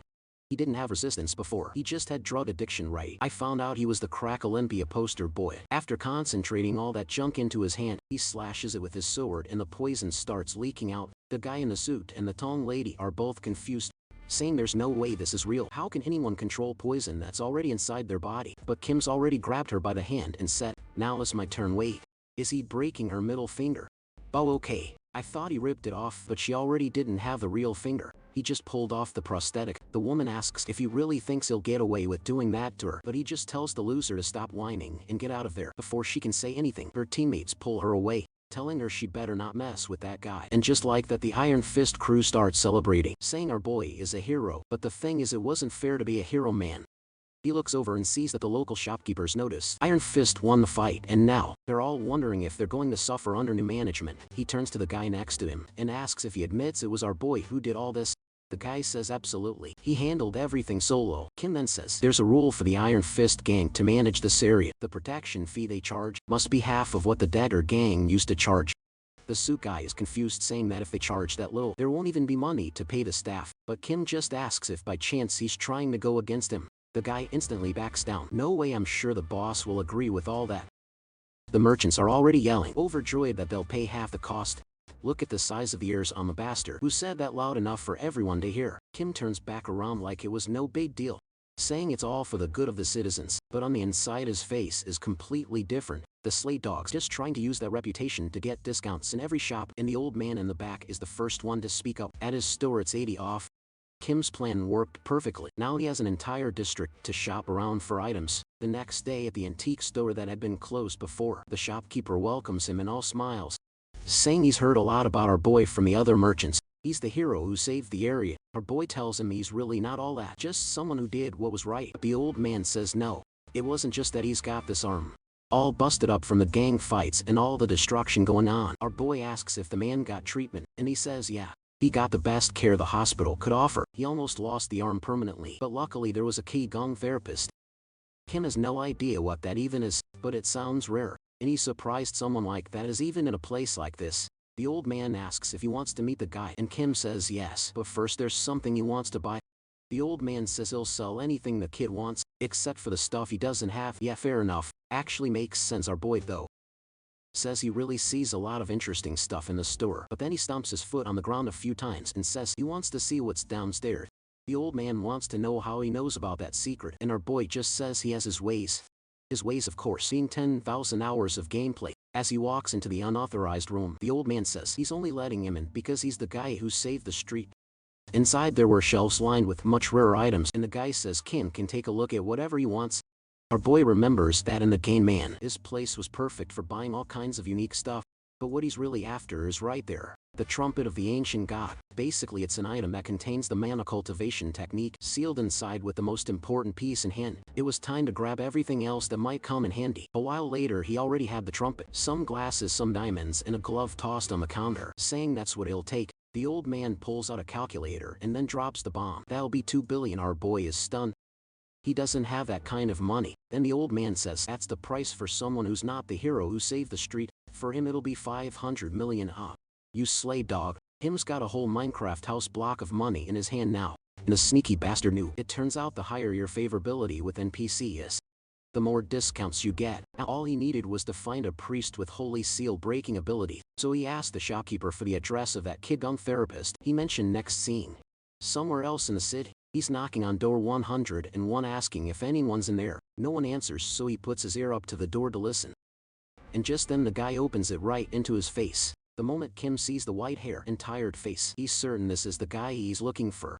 The dude says he got there way too early, which Kim finds odd since the sun's already going down. The guy tells him to just say what he wants. Kim says he's interested in his healing abilities, and then the guy lights up saying, "Oh, if you're a client, perfect. I thought you were another one of those damn gangsters." Already inside the room, there's nothing suspicious except for a giant statue. But with that thing there, Kim at least feels a bit more certain about who this guy really is. The kid tells him to lay down on the machine so they can start the treatment, but Kim says he's not there for treatment. He's there because of an item. He pulls out the big horn and asks him to break the seal. The guy, a bit confused, says he's never done something like that. He declines, saying it's best to ask someone who specializes in this kind of thing. But our boy explains that everyone in this world is dishonest. They'd either charge way too much or straight up steal the item. and neither of those options is acceptable. So he says if the kid breaks the seal, he'll pay him 100 million. He calls the guy Priest Kim, and the kid's surprised how does he know his name. This guy is the third character from the tutorial, a priest from an unknown religion that worshipped a being that died 3,000 years ago. Yukis is one of the few truly innocent people in the entire game, considering the purse from a naked gang and that robber girl. It's clear that when it comes to faith, people in this world don't have much common sense. The guy already has that psycho smile, saying there are many ways someone like Kim could be useful, but Kim wants to know why the guy is a Qigong therapist instead of a proper priest. He just tells him to grab the horn and keep this between them. The boy agrees, but warns that it won't be easy since he doesn't have much experience. Shortly after, they both sit down on the floor, and the guy starts infusing mana into the item. The protective paper that was wrapped around the item starts to move, and the kid says that for some reason, it's working easier than he thought. Just a few seconds later the seal breaks. Hey, that was actually kind of easy. And just like our boy already knew, it was an item that grants the mana cultivation tree. The kid is amazed, and Kim says he always trusted his skills. The boy then recognizes the technique as mana cultivation, but Kim tells him not to overthink it.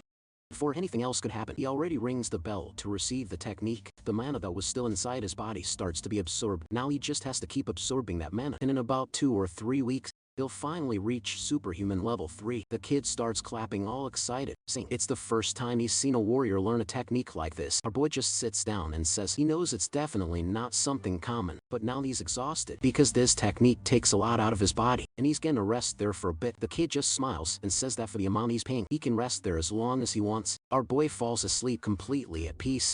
That crazy kid was just as kind as he was in the game. Definitely worth forming a friendship with someone trustworthy like that. He'd benefit a lot from this in the long run. Sometime later he wakes up to a weird noise. He gets up to take a look, sees a briefcase full of money and someone pouring gasoline on it. Obviously it's that crazy kid. Kim wants to know what the hell he's doing, but the boy just sets the gas can down and starts praying, calling out to the forgotten god and asking him to accept this offering and be resurrected. He throws the lighter and our boy freaks out, not understanding what the hell this lunatic is doing.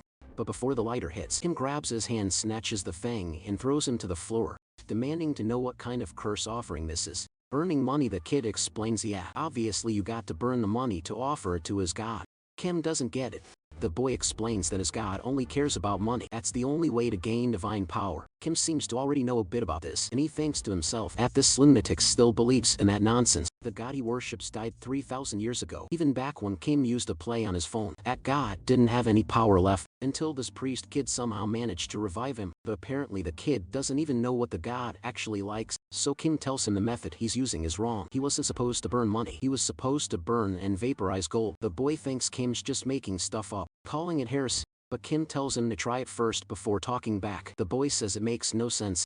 This method he's been using has been practiced for thousands of years. Kim responds, well, if it were working so well, your god would have been revived by now. With that the kid flinches. Kim says it's hard to melt gold for now, but he has an idea that might work, and since the kid helped him unlock the mana cultivation technique, he returned the favor. Wait, what he just said, melting gold was hard? But now there's this bright golden pot right there, and the kid saying he thinks they should stop this, but Kim tells him to just obey. The moment he takes a sip of that gold, his power will increase a lot. All he has to do is drink it and feel how the body responds. Okay. But seriously, what even is that liquid? Last time I checked, gold needs to be superheated to melt, right? But this nut job decides to go for it and takes a sip. Right away he feels something different drops to his hands and knees, and a golden aura surrounds his body. The protagonist asks what he thinks, and the kid is all emotional, saying it really feels real. This effect was way better than him burning millions in gold. And he doesn't even know how to thank Kim for such a valuable piece of info. Then he seems to get an idea and hands him a necklace. Kim, being the sly dog he is, asks what it is.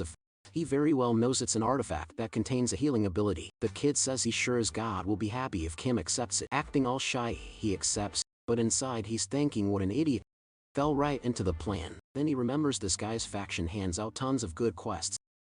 He grabs the boy's hands and says he's ready to make a prayer to this generous god of his. 1 week later we're back at his house. Looks like they really are melting gold, but the poor friend is exhausted from having to keep drinking gold. Man, I wish this guy had a name. His actual name is Priest Kim, but our protagonist is Warrior Kim, so we can't just call him Kim. Let's call this guy Adrian. Sounds good, and our boy is trying to give Adrian more mana potions, but Adrian says he can't raise his power too fast or he'll get corrupted. Kim, on the other hand, makes a cute face and says that just means it won't happen. Then he grabs Adrian's face and makes him drink more melted gold. He knows it's impossible for the guy to be affected, because he has a trait that blocks all types of mana corruption. Finally the vials are emptied and suddenly Adrian's entire body starts glowing gold. Our boy even has to cover his face from the blinding light, and just like that the guy awakens as a level 3 bishop. He's stunned at level 3. He could even get his own apostle. Kim praises him and says he's not far from becoming an apostle of the religion's god. Adrian, all embarrassed, says he's not that strong yet. Then Kim says he'll have to go to a regional convent of the assembly to get officially recognized as a bishop. Adrian thanks him, saying it's all thanks to Kim. He'll never forget this dad. And of course Kim's like, I only did it for a friendship. But inside he's already planning to use this guy to get numbers items. Unlock everything. Adrian, a bit unsure, asks Kim to come with him as a bodyguard. Kim says sure. Don't worry, he accepts because this is part of the next chapter of the game's main story and he's strong enough now. Next day, they're at a church under construction. Basically abandoned. Some of Adrian's friends are congratulating him, saying it's incredible that he reached level 3. Our boy is low-key shocked. This church really is broke and barely anyone even showed up. Then suddenly someone opens the door and says, this whole thing is a disgraceful sight. It's a bishop from the order showing up just to scold everyone, asking who gave Adrian permission to organize an assembly. Confused, Adrian says any member of the order has the right to organize one, but the old man says that rule doesn't apply to him because he's an apostate. I had to look that one up. An apostate is someone who betrayed or abandoned their religion. And the guy saying that because Adrian hit level 3 in just 3 months, which is impossible using normal methods. Adrian tries to defend himself, saying he just found an efficient way to level up, but the old man orders him to be arrested, saying he won't listen to any excuses. Man, good thing he asked our boy for backup. Kim steps forward and says they can't just harm his friend like that. They ask who he is and without hesitation, our boy says, I'm his bodyguard. The old man says it'd be best if Kim didn't get involved in matters of the order, but Kim replies that as someone acting as Adrian's bodyguard, he's very much involved in all of this. That's when Adrian reveals that he drank gold and asks them to trust him. But the old man, of course, says that's clearly a violation of faith. The poor kid tries to explain that in his faith, gold is allowed, but the old guy is already prepping a fireball, saying he's going to personally purify the sins Adrian has committed. The fire is launched straight at the kid. Boom, an explosion goes off, and everyone's shocked. But obviously our boy, Kim, stepped in, shielding him with his barrier. He says that attacking without warning like that is the real blasphemy. The old man is shocked that the bodyguard actually blocked his attack, and Kim adds that you can't just attack a candidate for a puzzle like that. The old man shouts that heretic like Adrian could never be a true apostle of that place. Even Adrian hesitates a little. He's shaken, but Kim just picks up a little piece of gold, hands it over and tells him, eat it and pray. The old man raises his voice again, warning Kim to get out of the way or be burned together with the boy. But our protagonist calmly asks, and what will you do if this boy proves he's a real apostle right now? Before the old man can answer, our dear Adrian is already glowing, golden light pouring out of him. That glow is the true sign of an apostle being born. It turns out Kim didn't hand him that piece of gold by accident, because the old man in front of them, he's totally incompetent, obviously jealous, hating Adrian, and what better way to get rid of him than accusing him of heresy and purging him right there. But the condition for Adrian to awaken as an apostle was he had to eat a piece of gold from another order, even if they call it blasphemy. No one can deny he's turning into a true apostle. Now when Adrian opens his eyes, man, he's got the angelic halo, golden eyes, the full heavenly package. Him points his sword at the crowd and says, now you've got yourselves a real apostle, and it's time to teach a lesson to anyone who stood against him. Right? Our boy asks what the punishment is for a bastard who tried to assassinate another fellow bishop, purely out of envy, even worse, accusing him of being a heretic. Adrian is kind of there, not knowing what to say. And man, apparently he communicated with the god of that religion, who said it's to kill this one. In 1 second, Kim already has the sword at the old man's neck, saying that if it's the divine order, there's no way to deny it. Did he actually kill him? What the hell, yeah. That one's down for good. The poor warriors couldn't do anything, while the other priests are all holding their faces shocked. Kim, on the other hand, has a big smile on his face. He killed the villain before he could start doing his violence and messing up his life. Adrian tries to say that this was wrong, especially because the guy at that moment when he died was still a bishop. Our boy just tells him not to worry and asks what his God is telling him to do now. That's an easy life, huh? Just say it, hey God, what do I do? And God literally says, oh, you do this all right. No problem, help me out too. I want something like that. And Adrian says that God told him to go to the Levant region where his first order started and offer more gold. Our boy says that just like he warned, gold is the solution. Now he was supposed to follow these tips and increase his influence, while Adrian thanks him happily. The bastard had that smile on his face. Now he created a little monster who's the head of the order and is gonna keep offering a bunch of gold to that god and get super strong. Then the boy says that before leaving, no, He wants to give a gift from a warehouse. The bastard smiles and says he doesn't mean anything like that. That would be too much, but sometime later. There it is, a glowing statue, and the sword looked like it was getting buffed. Oh, actually it's a sacred sword. I thought it was just a sword getting buffed, but no, it's a special one from the church that's worth a few billion. Besides that, a divine statue that around it grants the status of sanctuary. The sanctuary is a barrier around a certain place that reacts to the owner's will. If he wants to expel intruders, for example, there can be a suppression effect, or literally an expulsion from the area. That's good for him, since now he can train with even more peace of mind without worrying about getting exhausted and someone showing up and catching him. Worn out finally, he could go back to having fun already in the bathroom, man. He built this underground house that looks like a Tony Stark mansion, but man, the artist overdid it. He looks all skinny, saying he trained a bit more than he should have. Even with the help of the sacred spring, he wasn't managing to stay 100, but then the expression changes when he's there. Right bro, full on jitted Chad with his black energy sphere testing like he's Gojo. His mana proficiency and skill with the sword just keep increasing. It was time to take a look at the results of that hard work. He messaged that guy from work, saying he needs to warm up and move his body a bit. And because of that, he wants to know if there's any request the guy needs help with. I says yes, and it's a big job. That's because yeah, it's going to involve once again that place where everything began. Our guy already knows. He's talking about the place where that weird porcupine showed up, and says he'll never forget that place. And the old man explains that a whole team went there to do a cleanup and no one came back. That means there are at least 6 mutants at the same time. Kim says obviously whether he's going or not depends on the reward. The old man reveals that unfortunately the reward was kind of bad. 100 crew level 1 mutant and 300 crew level 3 mutant, where you could also get an arcane rifle but had a debuff. The protagonist wants to know what that debuff is, and the guy says it's a debuff given by that damn Amanda Saint, and with that the bastard already wants it right away. He knows that this debuff is the one that puts that sacred divine fire on you, but since he already overcame that, it's no problem at all. Out of nowhere the bastard gains like 70 kilos of muscle and says, alright, he's going from the stadium. A dark horror was coming out in our boy. After all that training was walking in with an M4 in hand. Where's the sword, my guy? He's there holding his nose, man. This M4 is chunky, huh? Looks like balloon ribbon. He's trying to use his sensitivity and focus traits, but it's hard to locate anything, and amidst the smoke, all around there seemed to be some figures passing by the monster. Sounds were coming from all directions, but he couldn't really tell where from. That's when he feels something approaching from behind. When he turns around, he sees a giant bat coming in for the attack and opens fire. Listen to the sound of that rifle, bro, blasting the big guy who had to run off like crazy. But our boy's got aimbot and hits the wings, hits the back, hits everything, damn. But that bastard over there, man, has bulletproof wings. That monster's modern, and now he's charging back in for another attack. Kim manages to dodge, but the monster leaves a purple trail and is already circling back. Again, the flying bulletproof monster was just gonna stall for time, so he needed to finish it fast. I thought because of that he'd switch to the sword. But there he was again aiming with his rifle. He needed a precise shot. Landing a headshot like that, share that sensitivity setting with us, man. The problem is the monster died and ran on top of him. But the dude really did gain the aimbot trait there, bro. He didn't even get out from under the monster, and he's already celebrating, saying it was worth it.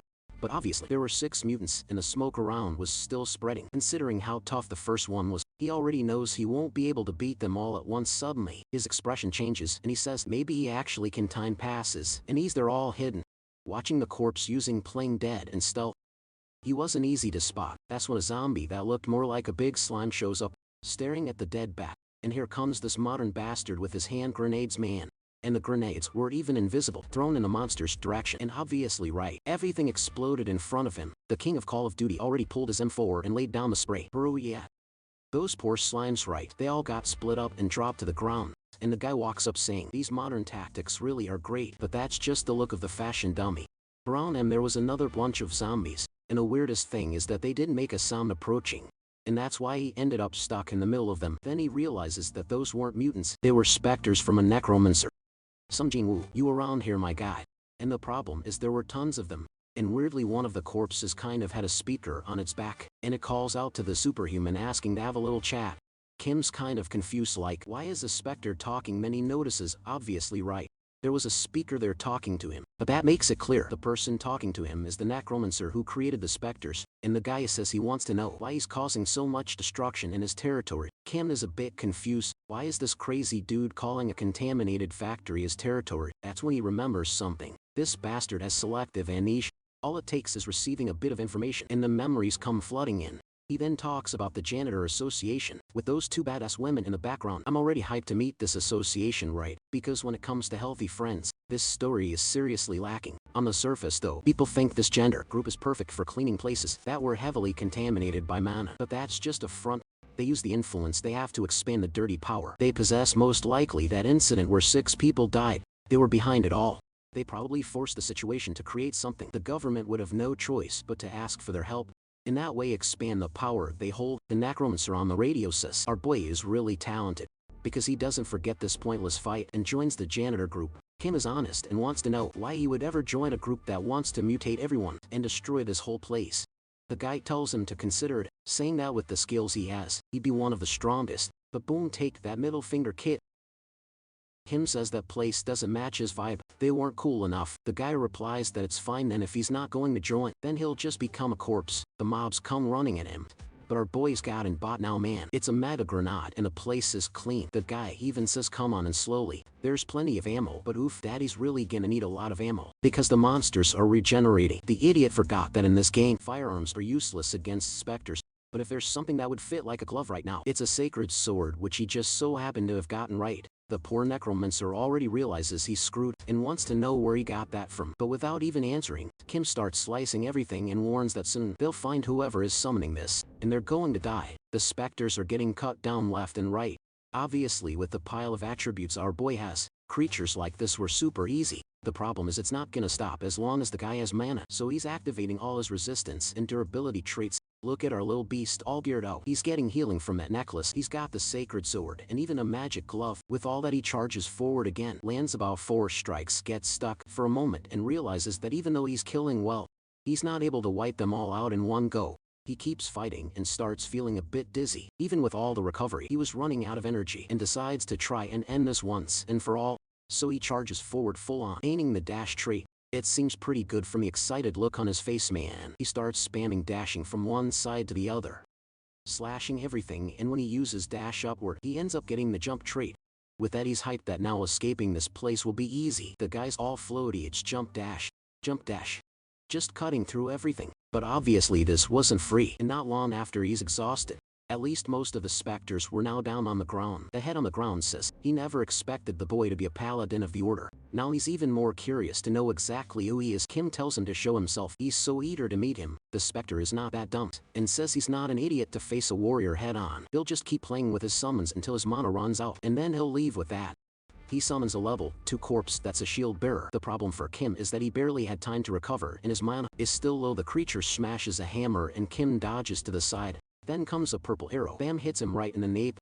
The guy realizes he's under a coordinated attack, and the necromancer on the ground says he's impressed that his movements are pretty decent. He really is going to make a great corpse. He thought that arrow was gonna do something more, but our boy just pulled the arrow out of his neck and kept moving like it was nothing, while remembering that the rule in Arcane Soul was, if you're fighting a necromancer, you can't fight their summons. Funny how he says that, and the first thing he does is jump straight at the golem on. The guy is the king of bait. He lands in front and slides under its legs.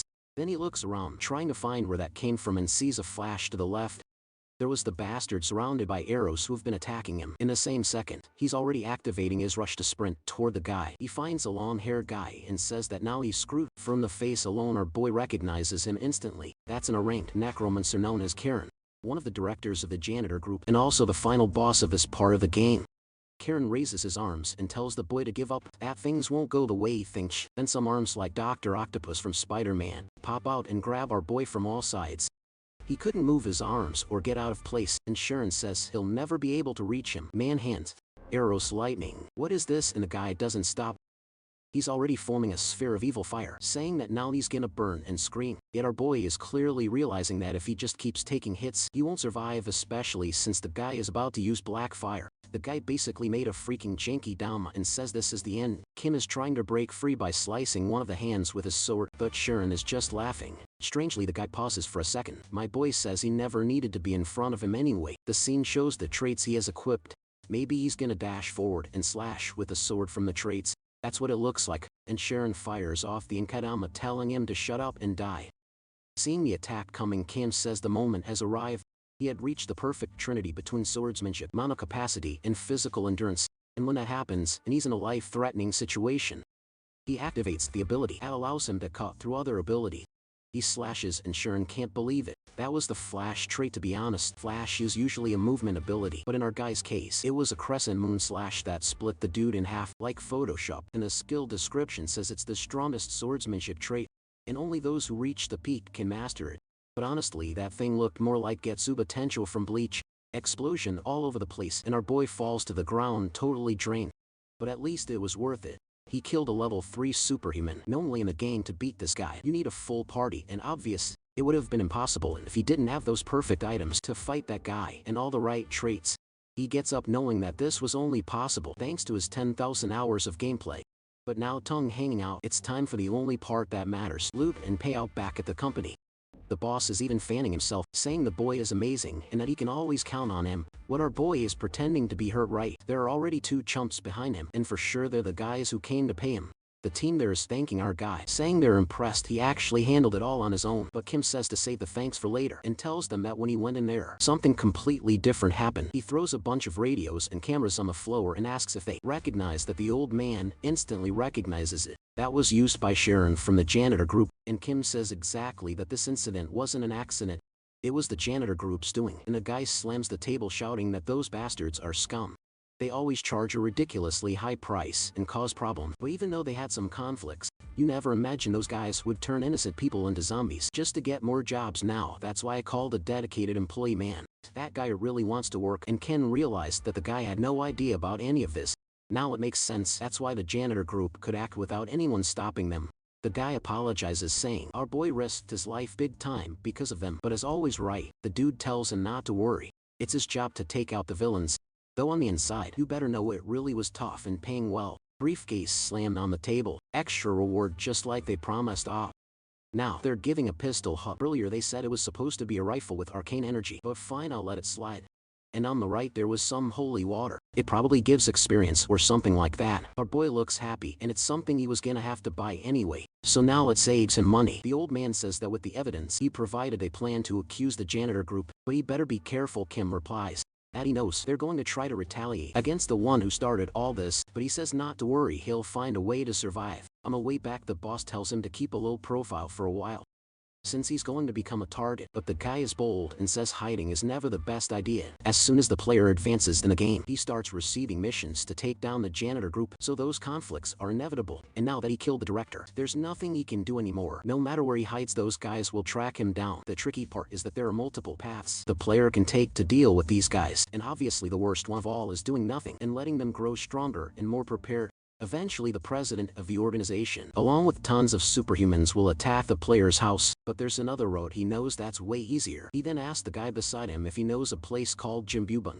The guy says yes, it's a forbidden area located in the south. Apparently there's a flower field there, and anyone looking for trouble just needs to go there. Our boy already says that place is funded by the janitor group. And those poppies they're producing there, the flowers are used in some body modification experiments and human trafficking operations going on. In the end, if you dig deep enough, you'll find out they're just a regular criminal organization like any other with no morals at all.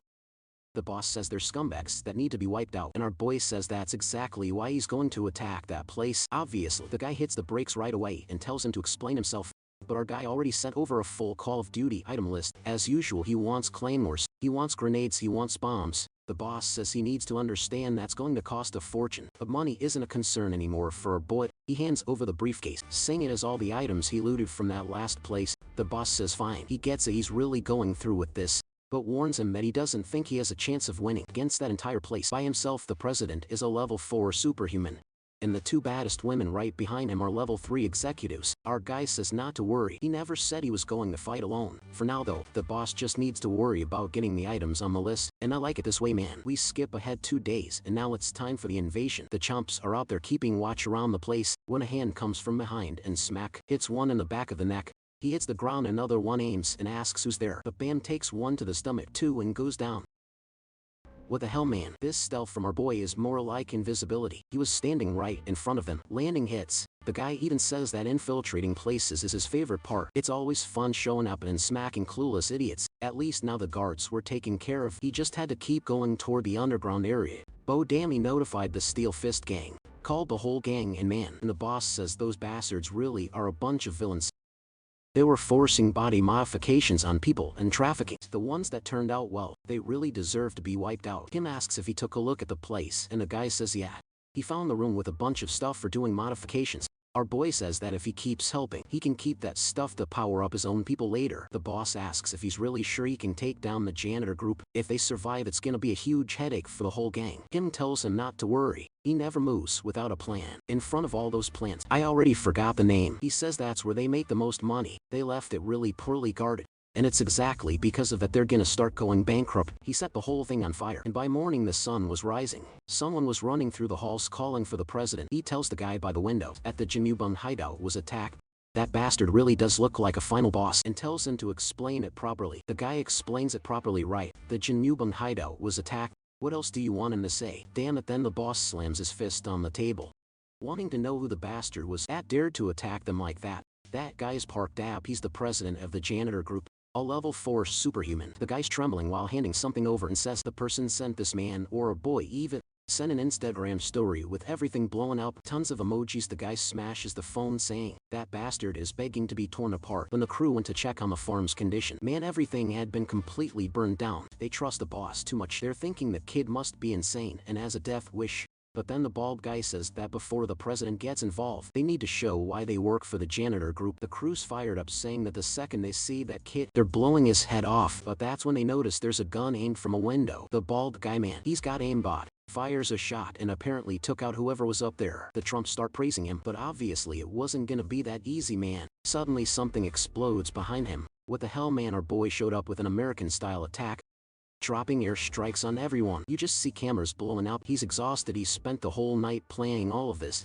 But it was worth it after placing tons of hidden traps. He even got a trait that makes them even harder to detect. As strong as he was, he's not stupid enough to face hundreds of people head on first. He's gonna kill everything he can from the shadows safely tucked away.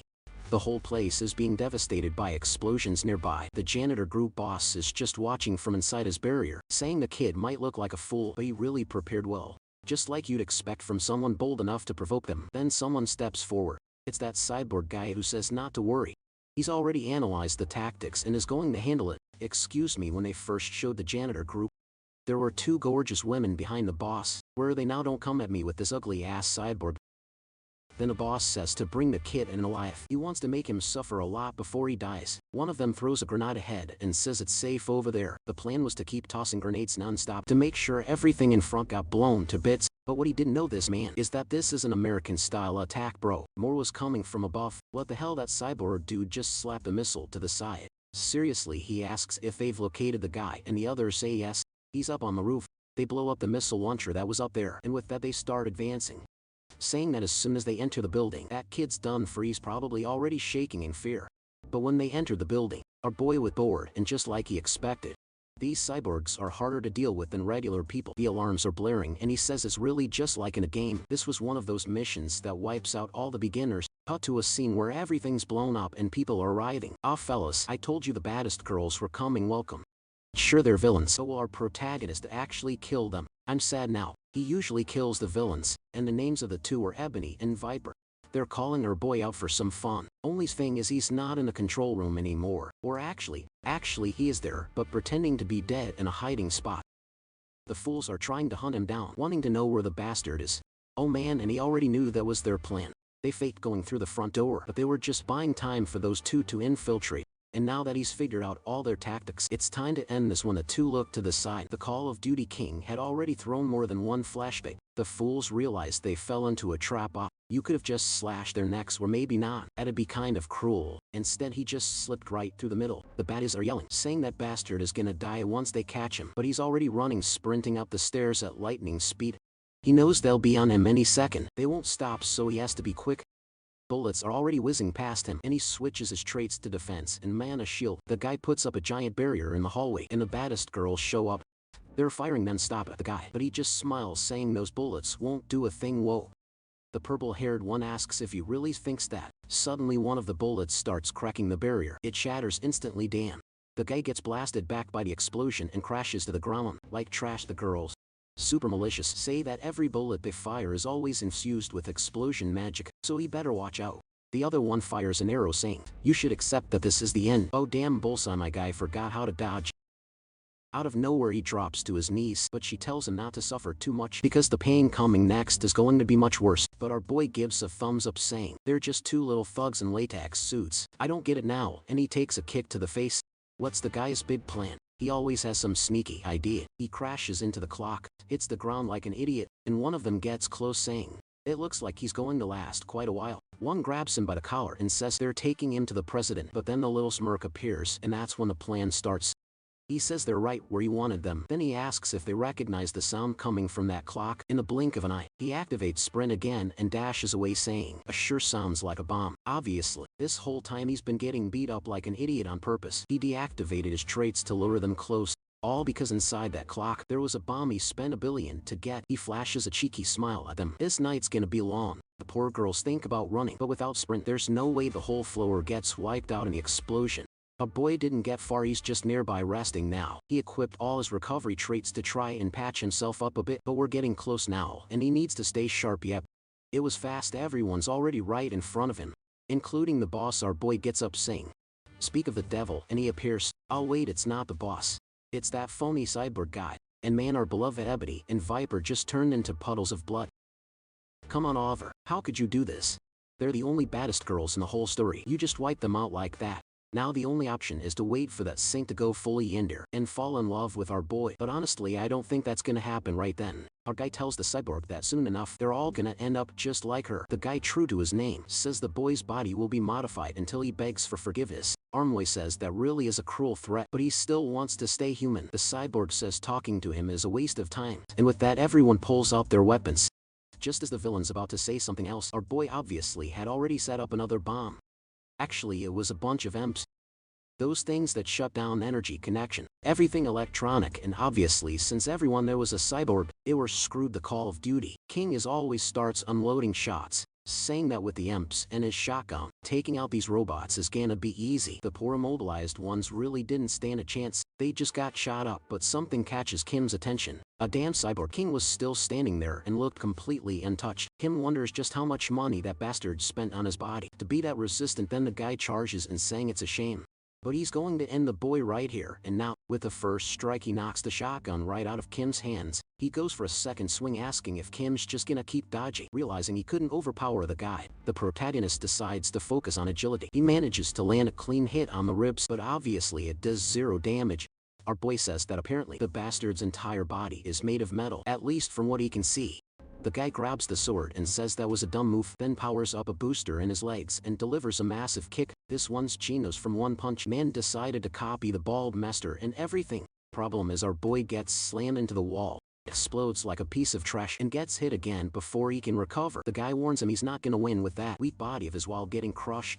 Our boy just manages to curse and call them a filthy machine. Meanwhile, he's wondering how the hell a robot is using mana-based attacks. Then a guy extends his blade and says he's gonna rip his arms off and replace them with umbrellas. I don't know if that's some kind of fetish, but hey, that's what he said. That's when Kim pulls out a little pistol, and the guy asks what he thinks that cute little thing's gonna do. What the chump doesn't know is that's the pistol he got earlier. With the weapon buff, Kim tells the idiot it's not just any gun. Then he fires a shot using black fire, hits the guy's blade dead on, and in the same second, the black fire starts spreading across his entire body. Kim explains that black fire is made to burn mana, and since the guy's a cyborg powered by mana, obviously this was destroying him. Now he was paying the price for modifying his whole body to work like that. A cyborg is riding on the ground while Kim holds his sword up and says, "Goodbye." Boom. Another one down. Our boy's not sparing anyone, man. Then he turns around and says now there's only one step left. Still sad that those two well-drawn girls are gone. Right guys, it was short but it was sweet. In the FPS King, right? He heads up to the rooftop, grabs the M4 with the scope and starts picking off everyone outside. He's celebrating with that cute little face, saying all that screaming is music to his ears, but apparently that music didn't last long. Now he's holding his ears like they're about to explode.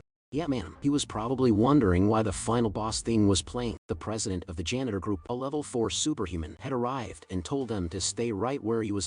Well, actually he was still down below just talking, but now he's already jumped up, landing right in front of our guy. He's already freaking out cause the bastard just jumped an entire building. The boss says that never in his life has he gone through such humiliation, so the boy would be punished. Before he could even respond, man, the guy already came in swinging, punched him right in the face. Kim tries to draw his sword to defend himself, but the bastard must be testing all the walls in the place. Man got slammed into one again. He says he only survived because the moment he saw the guy charging in, he spent a millisecond switching to defense traits. He launches the bleach style slash right at the guy, but the man dodges it with style bro. Turns and says he's got some interesting abilities. Kim's already firing the pistol now, meaning yet he's desperate, he's using everything he's got, but the guy raised the man a shield and didn't seem bothered at all before our boy could even think of what to do next. Here he comes again, hits him with a full combo punch to the chest ribs.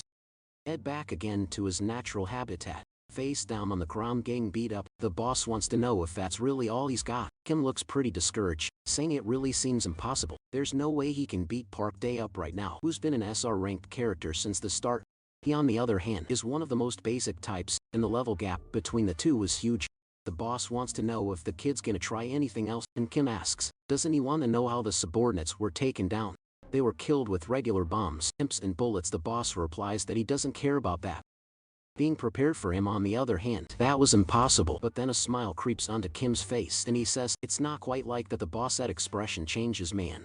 Here it comes, he activates the mutant talent. Been a while since we seen that one, huh?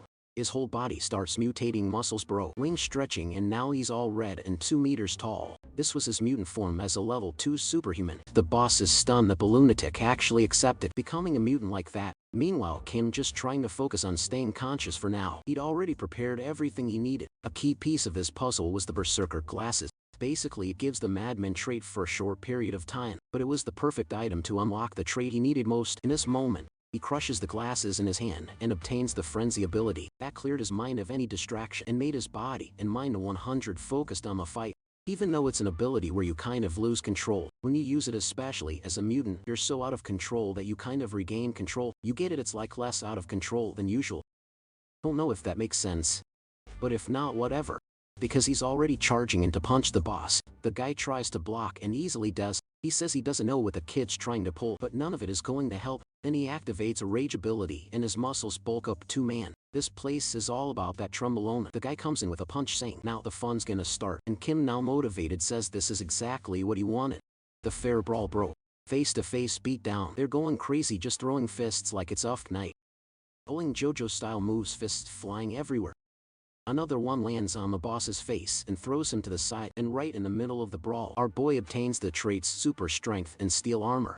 While a message says, the battle-induced mind wipe is taking over his consciousness, our boy celebrates, saying the day is turning out perfect. Meanwhile, the boss walks forward and admits he's never had a fight this good, but now it's over, because his analysis is complete and victory is guaranteed. Kim tries to land a punch while the guy's distracted, telling him to quit bluffing, but the guy dodges. Our boy's surprised by that and tries another hit, but the guy was really dodging everything. After missing like 4 or 5 punches, he takes a solid one to the gut. Suddenly it's full on off and he goes for a cross.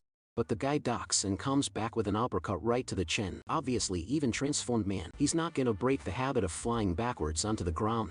He realizes that in this crazy fight, he's the one losing, and on top of that, the effect of the frenzy ability was starting to wear off. Since it was inevitable that it end, he had to use everything he had left in a single move. He decides to give up on close range combat. He quits a cultivation technique and a human heart technique. The boss, biting his lip, wants to know what trick he's pulling this time. And just as Kim's about to do something, the guy comes in swinging again, but Kim manages to grab his arm, toss him aside, and preps something in his hand. Then tells the boss that from the very start he was never a fighter. He's a swordsman. His arm starts transforming and a blade forms in place of his hand. The boss is a bit confused, obviously, and before he can escape, bam, he takes a hit to the gut. Blood sprays out and the boss realizes Kim used the flash ability to strike out of nowhere. What he doesn't get is how this kid has so many wildly different skills. Kim just pulls out the blade and says it really was a good fight. The poor boss stumbles back, calls him a monster, and collapses. The problem is our boy pushed himself way too far. A status window pops up warning that his body is going through changes. His red-tinted eyes starts to fade and he starts screaming in pain. Not clear if he's going insane or what's happening. A golden aura suddenly appears and rises into the sky, and Kim starts to transforming. Oh, the rascal. He didn't just return to normal, he advanced to level 3 superhuman. He says he only managed to get through that because he evolved at just the right time. He really was a lucky bastard. Then he drops to the ground and sleeps like a baby, right there on the asphalt. Sometime later when he wakes up, he's submerged at his base in a dangerous situation. All good, it was the bald guy from the company who gave him the mission. Who put him there. He's already hovering. Our boy's super happy that he's okay.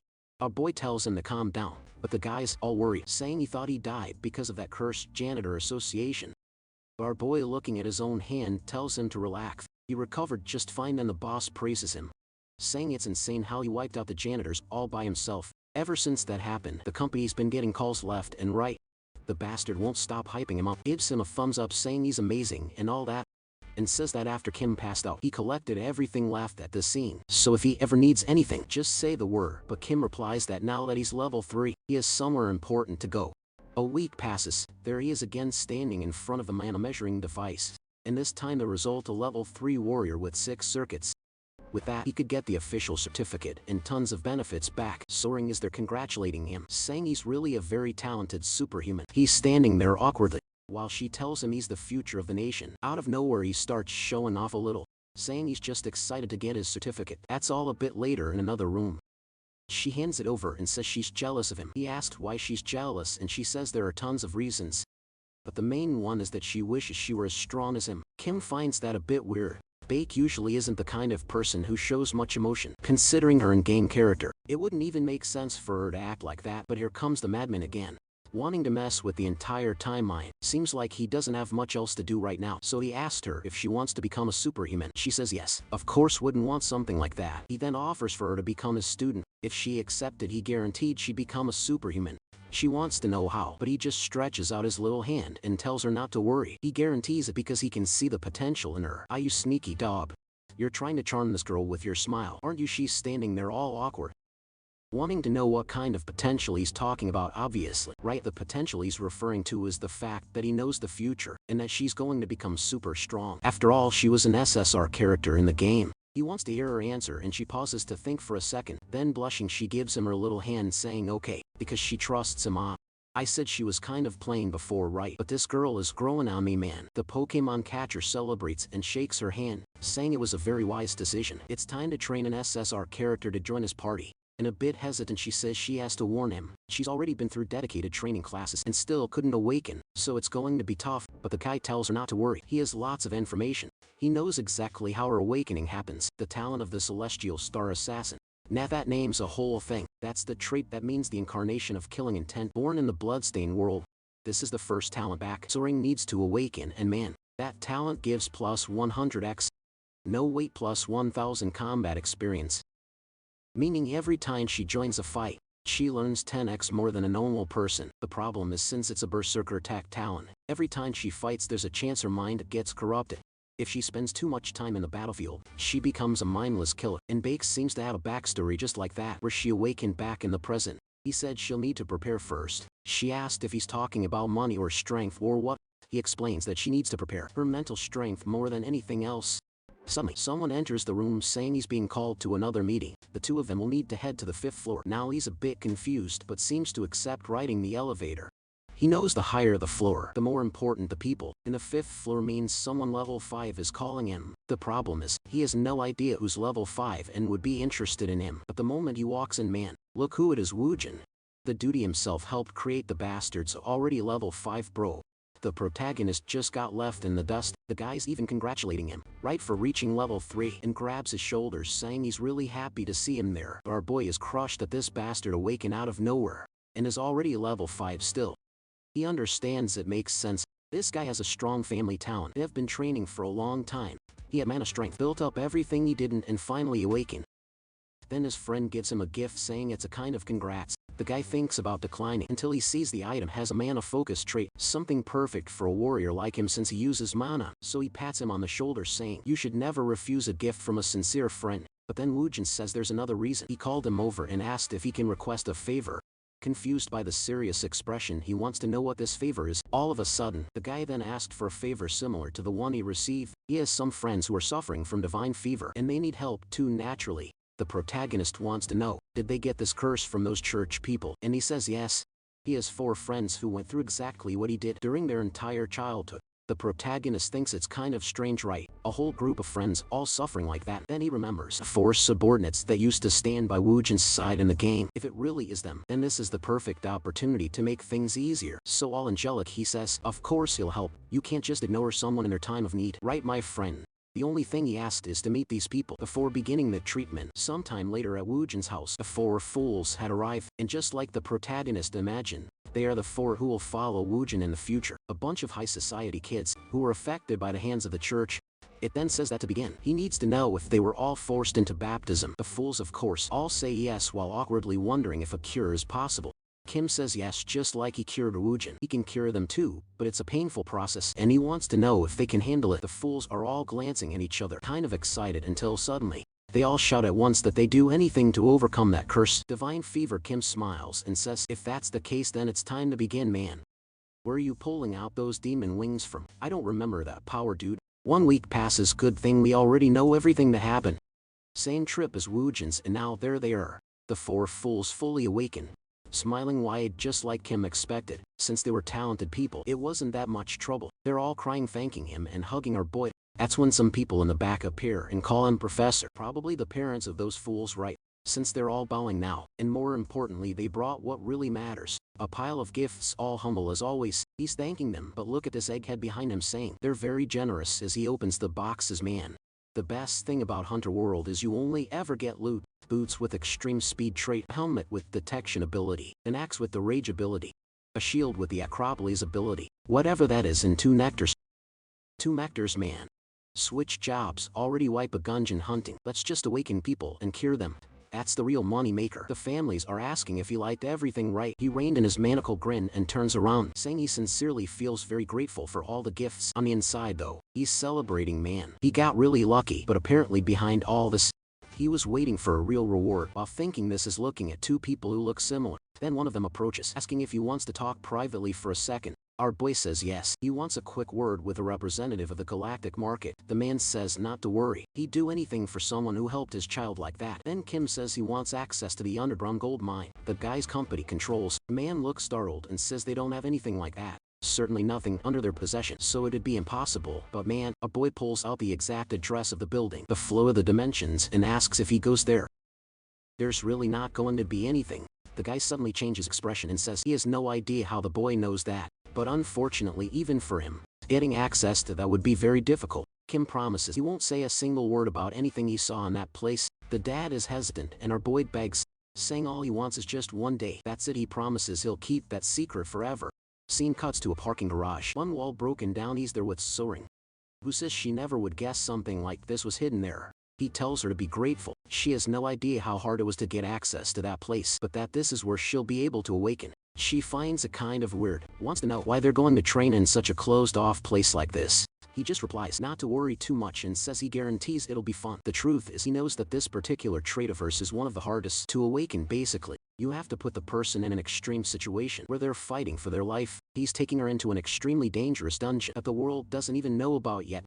And it's exactly there where she awakens in the future. The problem is she's already shaking all over, saying this place is scary, dark and smells awful. But in the middle of all her whining, something that looks like a bat or whatever the hell that thing is, comes in for a bite. Actually, it was a claw, and she manages to dodge, but her glasses get destroyed instantly. Right away she starts screaming for help from our boy, but he just tosses a sword next to her and says training starts now. Obviously she's confused, asking what the hell he means.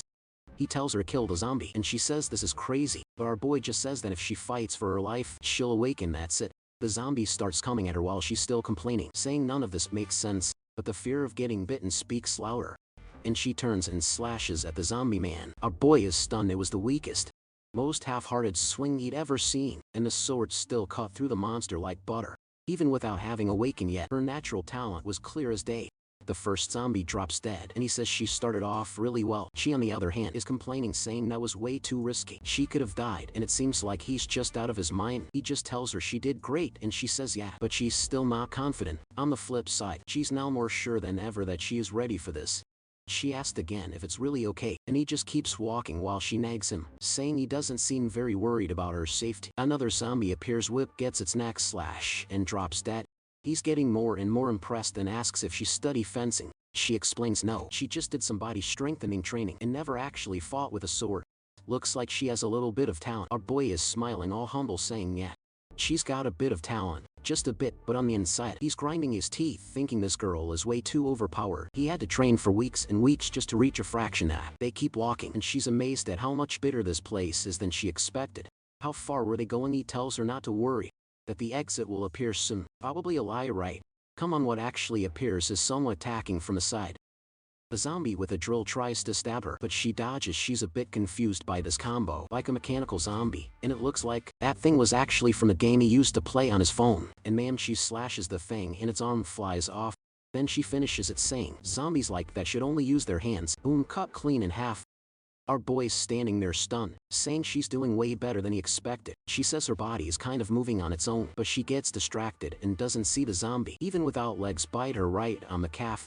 Our boy kicks it away, saying that bastard just ruined everything. She asks what's going to happen to her now, and our boy says it's over. Everyone knows what happens when you get bitten by a zombie. Her face already looks like it's starting to change, and the poor girl begs him to kill her before it's too late, but Kim apologizes obviously. The guy did bring a solution for this, right man? A bit later, sitting against the wall, she says she was really scared. She thought she really was going to turn into that horrible thing. Then she mentions that the zombies in this place are kind of weird. The clothes they wear, the equipment, the way they move, everything seems kind of artificial. Our boy says he agrees with her.